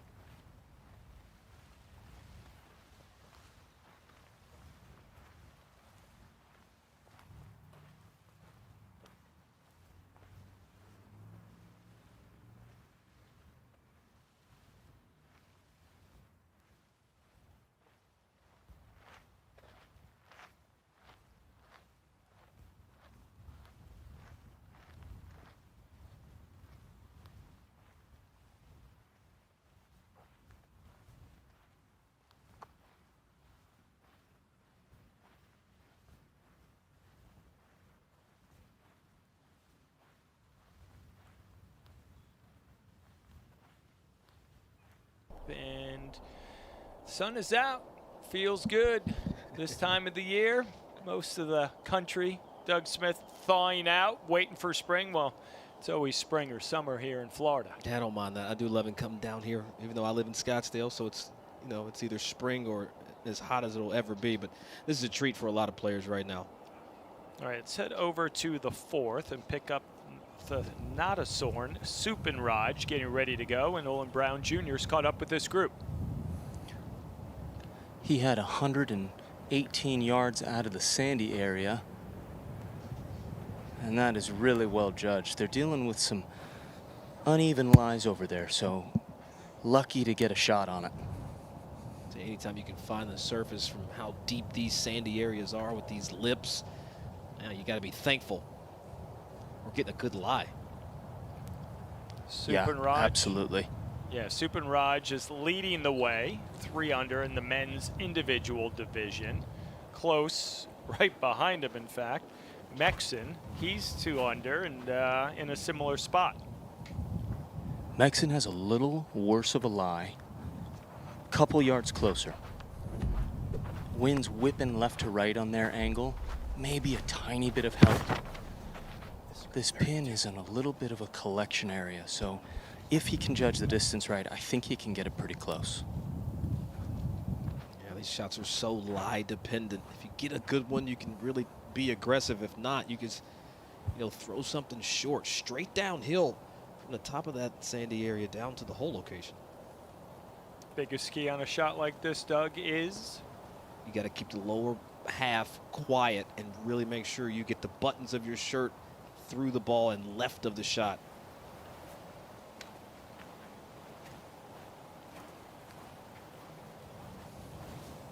He tried to use it a little bit. Sounded like it came out a little husky, but all downhill from there. Over at 9, third shot here for Sasha Robinson. He's got 43 yards left here, pitching up and over that bunker. This shot is a little easier because of the fact that he's pitching back into the wind. So this ball should hit the green and land really softly. There's not a lot behind this whole location though, so be careful. You're going in that bunker. Gotta play it just left. It should work its way left to right once it moves. Oh, and Julia. Didn't think he'd bring that in, Julia, but he did bring that back bunker, sandy area into play. Yeah, that was not his best shot. He could have gone a little bit higher there with that one. Went with the low trajectory, and that just took a big first bounce. Robinson only his second par 5 he's played today. He birdied the first one, but you got to behind the 8 ball today. Or excuse me, here at the 9th. But still a putt at it.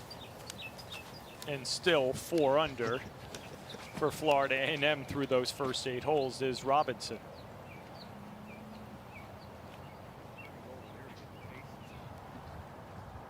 All right, let's head back over to the 4th and get ready for Mexon, his 3rd, and he's gonna appear to find that spot, Olin, right? We always see a player, where do I want to land it? How far is it to that area? And then maybe let gravity take over. So true. It's, you know, some guys like to hit to a spot. Others see the shot in its entirety. I think gauging this, trying to find a landing area and allowing the ball to just work to the hole. He's got the wind helping him. I think he can expect, even though he's going a little uphill and a little into the grain, that wind should negate some of that, and he can allow the ball to roll, do most of the work on the ground. And Doug, when you see a player walk up like that, it also just gives him a moment to settle down. Gosh, I was in the sandy area, didn't hit my best second, right? He's a senior at LIU. He's maybe has a little more experience than others. Well, you're thinking about yourself and your score. Usually you've got your team with you. But today, no, not the case. But right now, like Olin said, you've got to decide, are you a player that sees the line and the shot, or do you land on a spot? Whatever it is, see it and execute.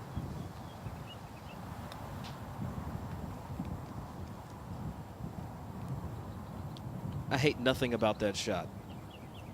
Played a softy one, yeah, ran out on him maybe just a tick, but all in all, uphill putt coming up. Good spot. All right, let's get back to 9, see if Robinson can dial it in for long range. And not his best effort with the wedge, but certainly can make up for it with a really good putt. Javier Morgado putted from pretty long range here as well. Has about 2.5 feet left for his par on this hole. Sasha next to go here. He's in a really flat portion of the green and not a lot of movement at all from the backside of this hole. If anything, maybe a little bit of right to left movement.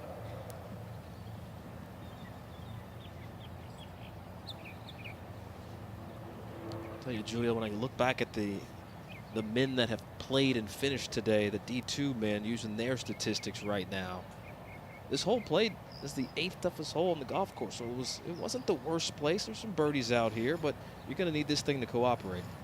And he didn't have the easiest pitch in the world, pitching up and over a bunker. He didn't have a lot of room behind that whole location, so it wasn't a bad pitch by any means. And I don't think if you make a 5 here, you're losing any strokes to the field. 5 here does not hurt, but 4s are better. And oh my goodness. That close to going out in 5 under par. Really impressive how he's been able to just kind of go around here using his personality to advantage on a very, you know, iffy, windy day. Stay an even keel.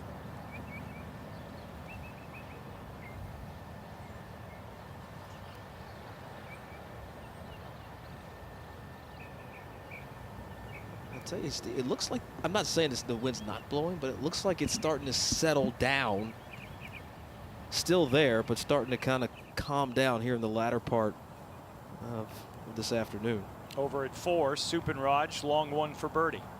Yeah, downhill 25 feet, grain a little left to right and into, believe it or not. That's interesting. Yeah, it's green slopes back to front, but the grain in this section where the pin is, where he was putting through, was actually going into him and to his right. Tell you, that grain is alive. Steve, it likes to follow the sun and drainage, of course, so, you know, gravity. Back at 9, Bramwell for birdie. A left to right breaker here. There we go. It's amazing what happens when you roll it with a little pace. Tell you, he's taped up on that neck. Let's see if Mexon can save his par at the 4th. This putt should just go a little bit left to right, slightly into the grain, so it might not be as quick as he's feeling. This is one you just take the paint out of the back of the hole.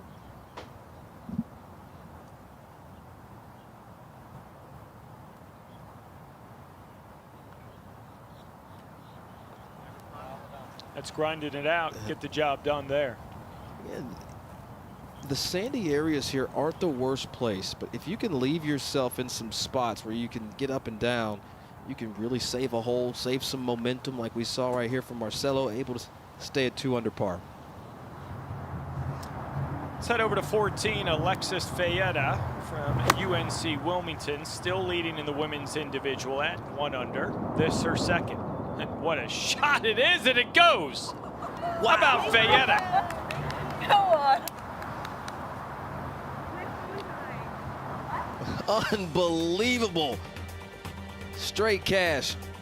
The lead quickly extends from 3 to 5. Alexis Fayetta, the eagle at the 14. She is now 3 under par. Way to go, Alexis. And over on the men's individual side, Soup and Raj, 1 clear of Mexon. They continue on this opening day of the PGA Works Collegiate Championship, presented to you by Kohler.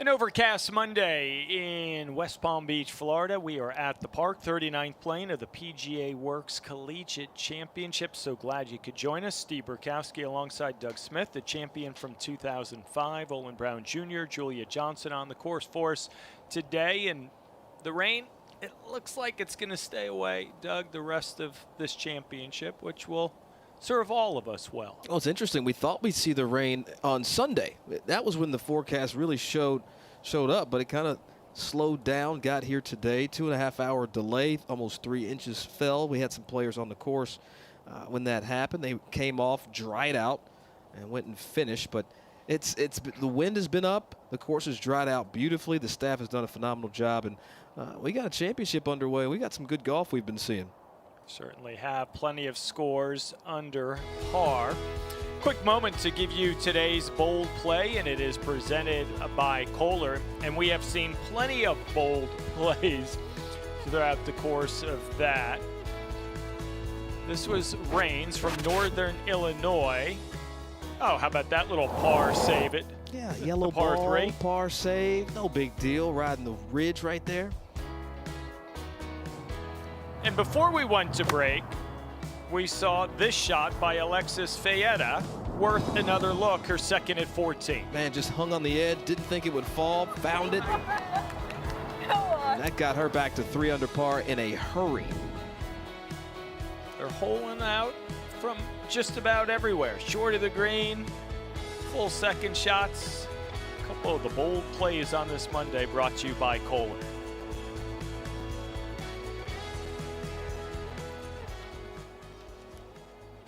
All right, let's head to the green at the 9th, the par 5. This is the final group of the men's Division I team that went off the front 9 because of that weather delay. They didn't go off till after 4 o'clock Eastern. And to tell you what, the anticipation of getting the day started, you get to the golf course only to learn that you should have stayed at the hotel for a couple more hours. But these players are likely not going to fish. As we look at Marshall Meredith, they're not going to finish tonight. We'll get back out here earlier in the morning. They're going to have a day, but we should be all caught up on Wednesday. Yeah, Meredith, the junior for Prairie View A&M. He's from Jefferson City, Missouri. Second team All-SWAC performer and was 8th in this championship a year ago, then playing for Lincoln University, a Division II program. He gave that one a go, and I'm still getting used to the new NCAA changes because, you know, when I transferred from Louisville to Florida A&M, I had to sit out for a full season. You know, now these players have the portal. They can go in and just bounce from team to team. I'm a little jealous, if I'm being honest. I lost eligibility, and people get to keep it rolling, but that's me on my soapbox. I'm sorry, Steve. That's all right. Had to get that out. Your way was the right way, in my estimation.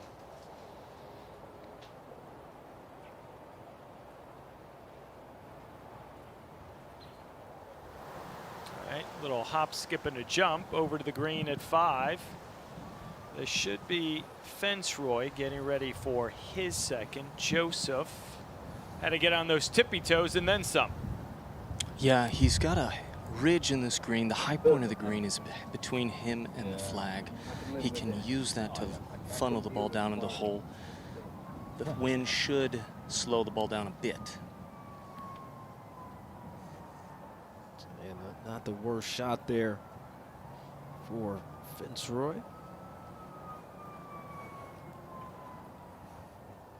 Yeah, I met the young man at the Ryder Cup at Whistling Straits. Was it the 21, 22 Ryder Cup? Remember, it was the COVID year, so it was the 21 Ryder Cup, the 2020 Ryder Cup. Played in 21. Yes, played in All right. 21. And, you know, I was able to meet Joseph up there during one of our Beyond the Greens that we do to kind of grow the game. And encouraged him as a 16-year-old man. And, you know, you look at him now at 21 years old. It's awesome seeing him out here playing for Coastal Carolina. And trying to be a member of the PGA, or excuse me, of the PGA as a PGM member. You never know what a conversation can do, Burko. Well, one with you, I'm sure, is inspirational. Yeah, I'm probably still going as much as I talk.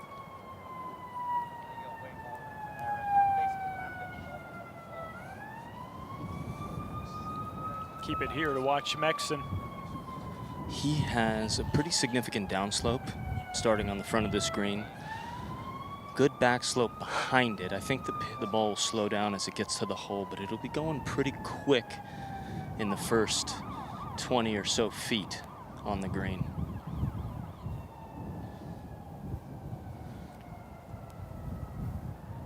He's got the blade of that wedge filleted wide open, a butterfly even, Olin. Yeah, I like that. He's got a little bit of help with the wind. If he has a good lie, he can impart a good amount of spin and have an easier time controlling the rollout. Yeah, if he's down green, he can really get some zip on this. That just hit the downslope and scooted on him. A couple feet short, it lands on a flatter part of the green, and I think that would have stopped. Tell you, we can see it right there on our camera shot. And that was well articulated. But again, putter can get you out of some trouble.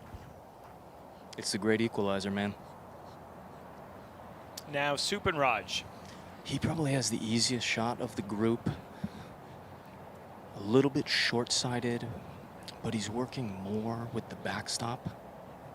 from his angle, and he has less of a downslope to deal with on the front of the green. Bounced it right over the hole.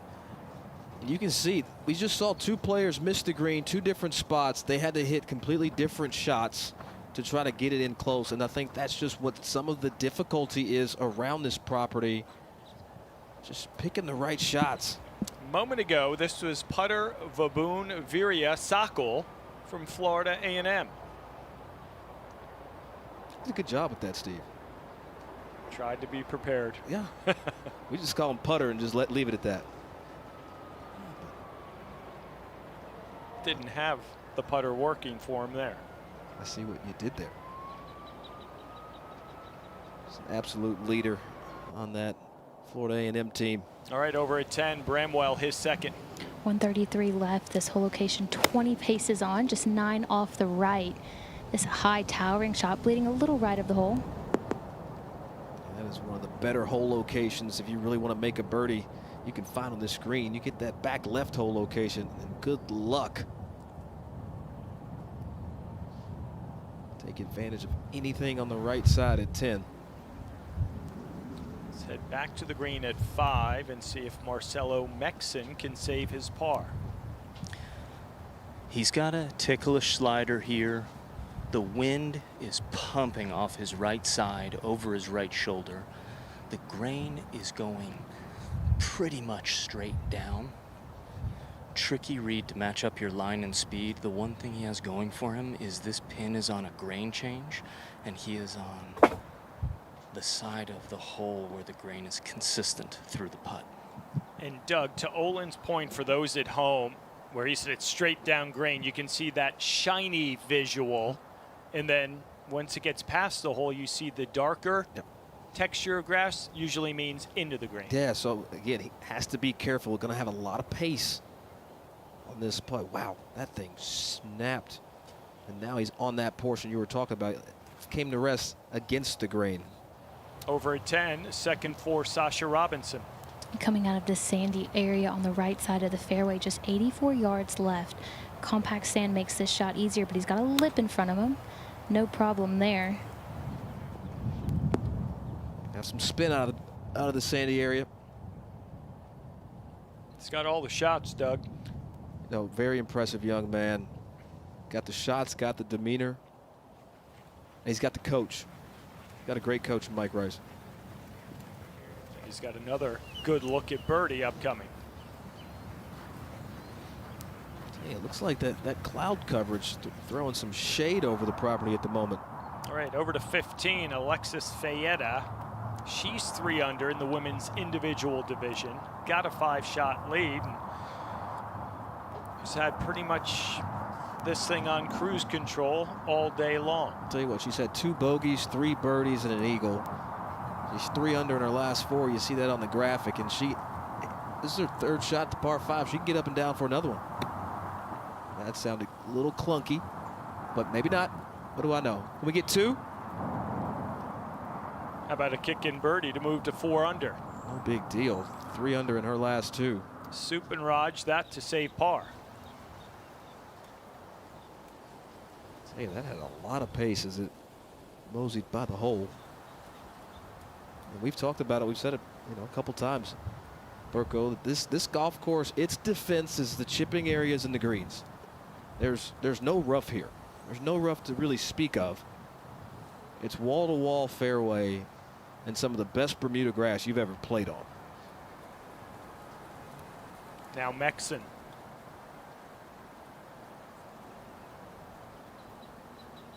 Reads are tricky around this hole, guys, with the grain change. Should be just a tick back up the hill. Ooh, good catch, Hole. So 2 bogeys in his last 3 holes. Mexon back to 1 under.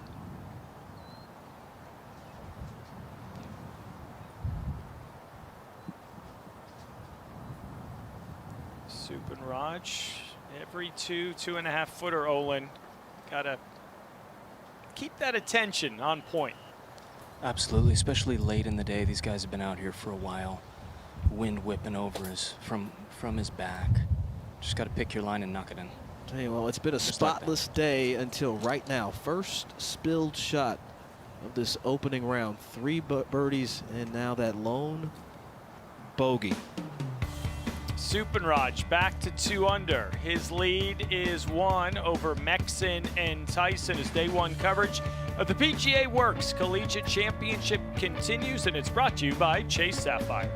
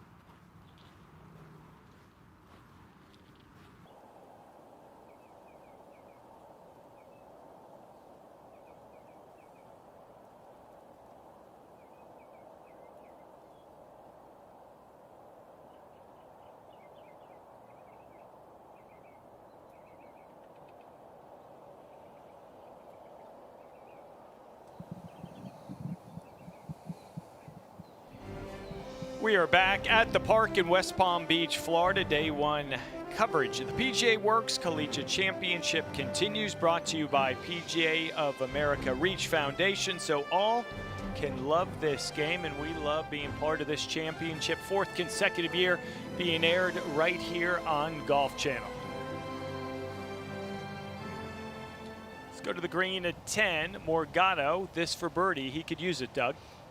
At 4 over par, we've seen a lot of players only making 1 or 2 bogeys and birdies to this point, and that helps.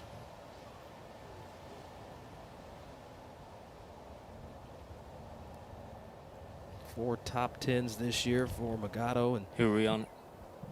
Tee at the 6th. Supanraj lets it go.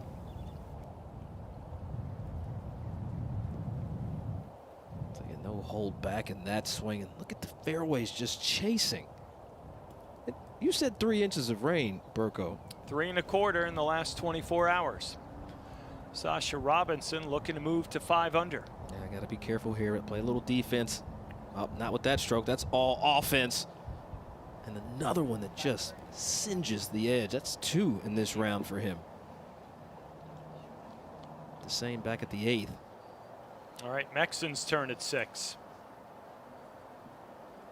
Over it. Mexon hits it up the right side. Leaving himself about 30 yards. Yeah, you might have heard a little rattling on this broadcast. Well, we're not too far from a railway. Oh, what is the course? Is it Marion that has the railway next to it?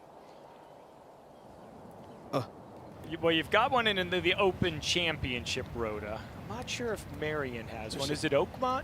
It might be Oakmont. You got me thinking. Now I got to think about it. Tweet us at Golf Channel. Let us know. All right, let's see what we will do here at 11. Morgado ready to go. 124 to this whole location today. Plays down about 6 from this tee box. Guys, there's a big train at Chambers Bay, too. Chambers Bay. There it was. Bay. That's Good what I'm call. thinking of, Julia. Thank you. I think it's Royal Troon maybe on the right side there when you make the turn.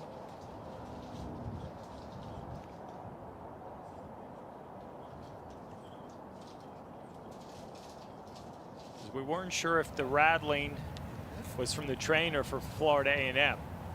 Because Sasha Robinson's been rattling them off all day long.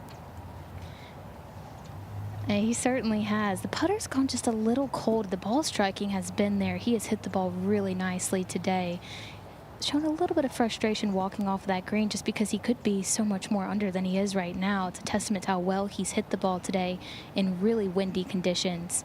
Hole location adjusted is 118 today, probably playing closer to 105 with this wind still blowing right now at these players' backs. It's such a versatile hole, Julia. You can stretch this thing out to almost 200 yards if you feel like it. 3-tier green here, and you can see that down the lower level. Not the best shot there for Robinson. He's hit so many good ones today. It's almost rare that he hits a poor shot. It's just so hard to commit. You obviously take off a little bit of yardage here, but it's hard to trust that that wind is going to do what it's supposed to do. Once you have a number in your head, you have to commit to that number and swing to that number. With these wedges in the player's hands, it's such a finicky little shot. See if Bramwell can figure it out, Julia. Oh, what a shot here. Go in. Took a peek going by and thought about coming back. I think he figured it out. He did. Figured it out. Another one. We've seen some hole outs today.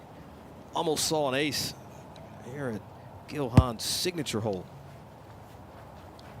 That will be an easy birdie at the 11 for Joa Bramwell. Supanraj, his second at 6.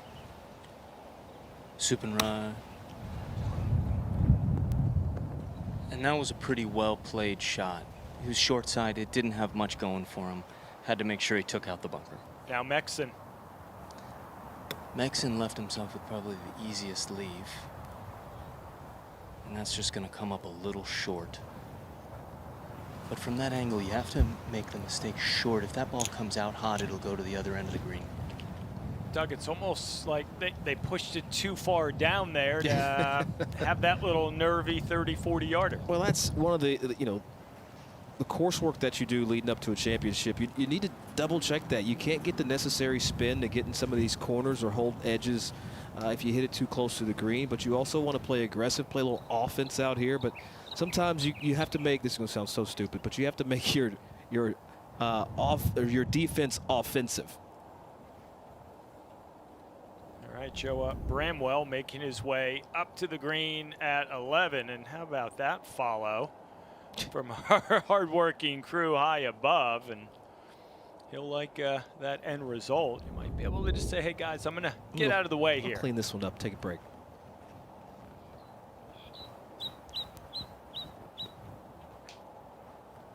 You know, sometimes when you do hit it close, you go ahead and clean up, and you can take that little bit of time to just kind of get yourself back centered, considering, you know, the round or the day you've had, and just cool out for a second and get ready for your next tee shot.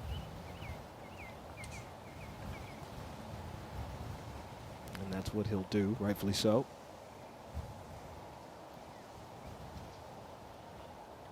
Good birdie there by Morgado. 2 in a row for him to get back to 2 over.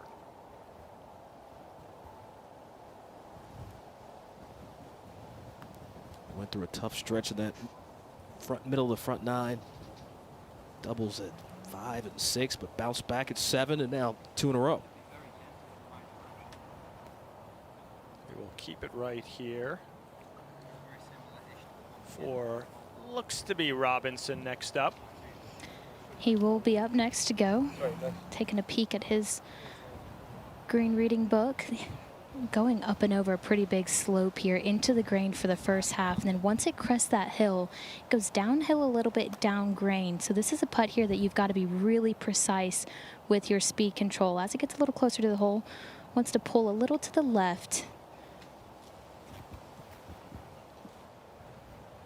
The overall tilt here, Julia, from back to front. So once that pin starts moving around, you start pushing one back to the hole. If it stays on that similar teeing ground, you really then have to manage your spin. But downwind today, surprised he came up this short. It was a mishit off the tee, certainly for his standards, how well he has hit the ball today. On a little bit of a shelf here, this whole location, you have to get it up and over that slope, but you have a backstop back right of this hole today that he could have used to his advantage. So certainly a shot he was a little disappointed with. He has high standards for himself, and deservedly so. A great golfer. This putter's gone a little cold. He's burned a lot of edges recently. Still putting good strokes on the putts, giving them a chance to go in. This is a putt I don't know if he's necessarily thinking about making. He's just trying to get this one close here, guys. Yeah, for sure. And I want to clean up. That was Bramwell with the tap-in birdie. I had accidentally said Morgado there with 2 in a row. Bramwell with the kick in there for the 2 at the 11th. Yeah, up and over the ridge, speed control just tough here, and ended up on the defensive side of the hole there for Sasha Robinson. Here's Mexon at 6, just off the green. Play this out. So we want to pull from right to left, but once it gets on, it kind of just falls down. Will it come back for him? Thought about it.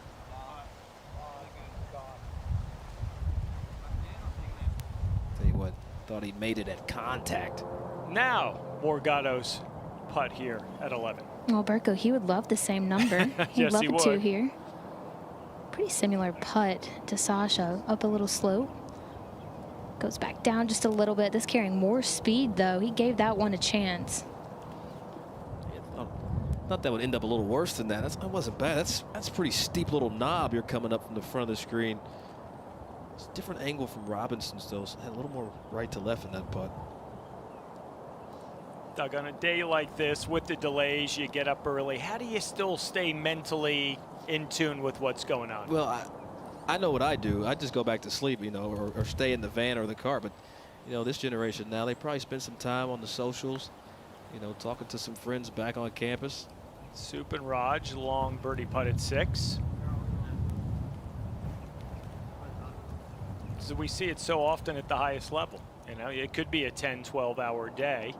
From time to time, see if Robinson can save par at 11. Just a little bit of right to left influence here, potentially in this par putt. And this is a pretty big par putt as it begins to get darker and darker. These guys' days might be coming to a close pretty soon. He wants to end today on some good momentum.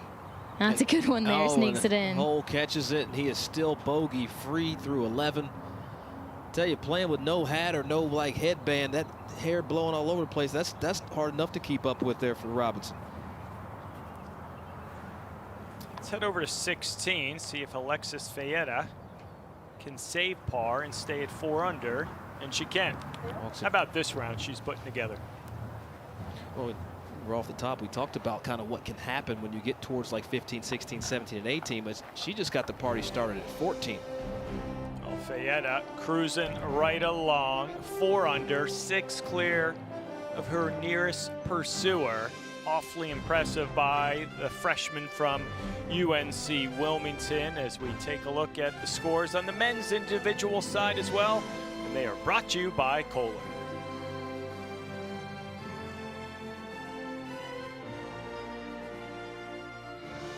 Today's coverage is brought to you by Kohler, helping people live gracious, healthy, and sustainable lives. Chase Sapphire. Upgrade your travel and dining experiences with Chase Sapphire. And by Bushnell Golf, the #1 rangefinder in golf.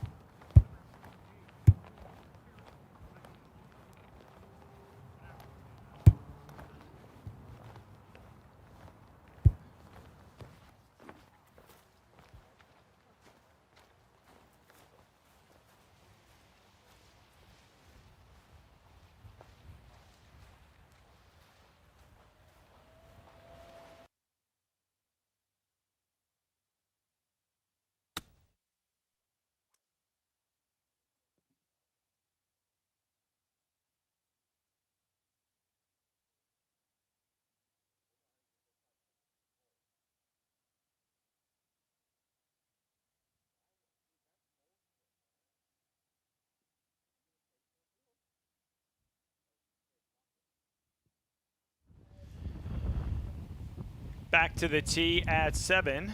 Marcelo Mexon ready to go.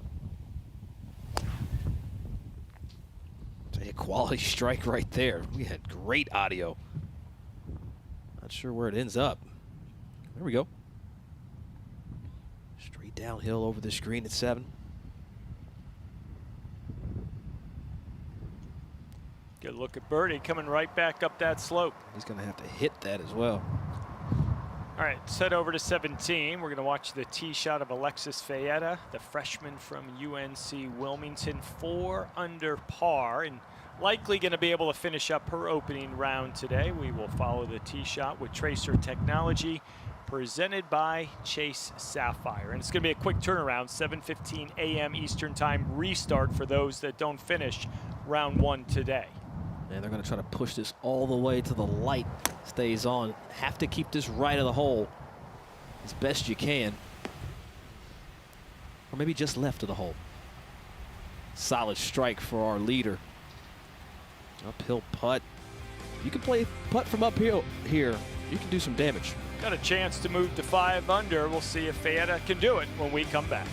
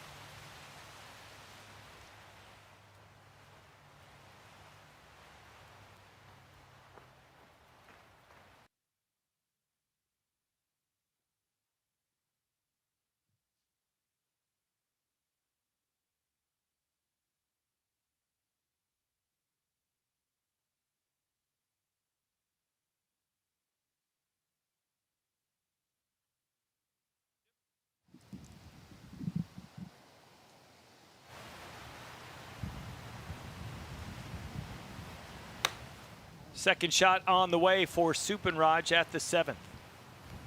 We've seen so many players over the back of this screen. And look how he's playing, trying to play. Well, he didn't intend for it to kind of hit the top of the ridge and get back, but green slopes from front to back. And it is straight downhill, downwind today. And it's been some guesswork off the tee for players. So Thanattasorn Supanraj, the freshman for Stetson, work to do to stay at 2 under.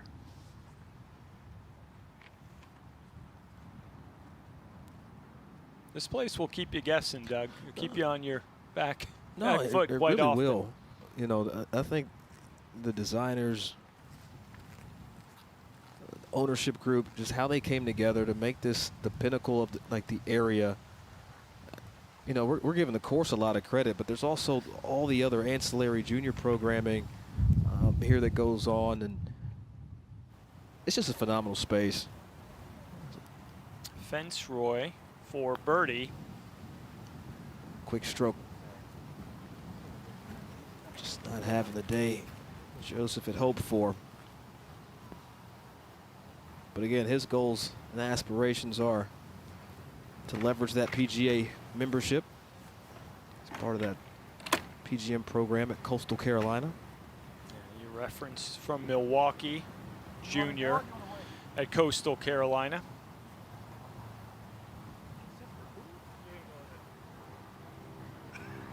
You saw it go up the hill for Fitzroy. Now Supinraj is going to come the other way. He's seen too much green on this hole already today.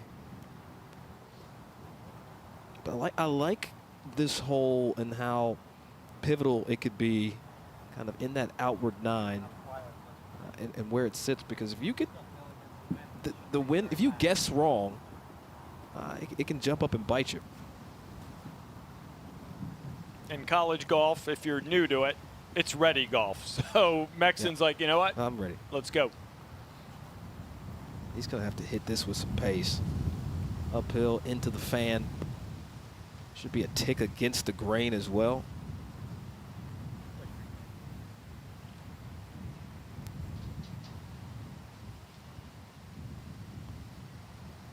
Trying to get that 5th birdie of the round. Got it.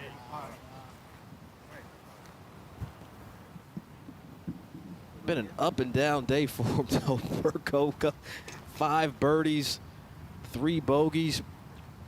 But it doesn't matter. Trying to get out of this round under par. Make dinner taste a little better. And now a co-leader at 2 under par as we wrap up our broadcast window on this Monday. Here's a look at the men's individual leaderboard. Trio tied at the top, 2 under par, leading the way for that championship. Women's individual, the day has belonged to Alexis Fieta, the freshman from UNC Wilmington, currently with a 6-shot lead.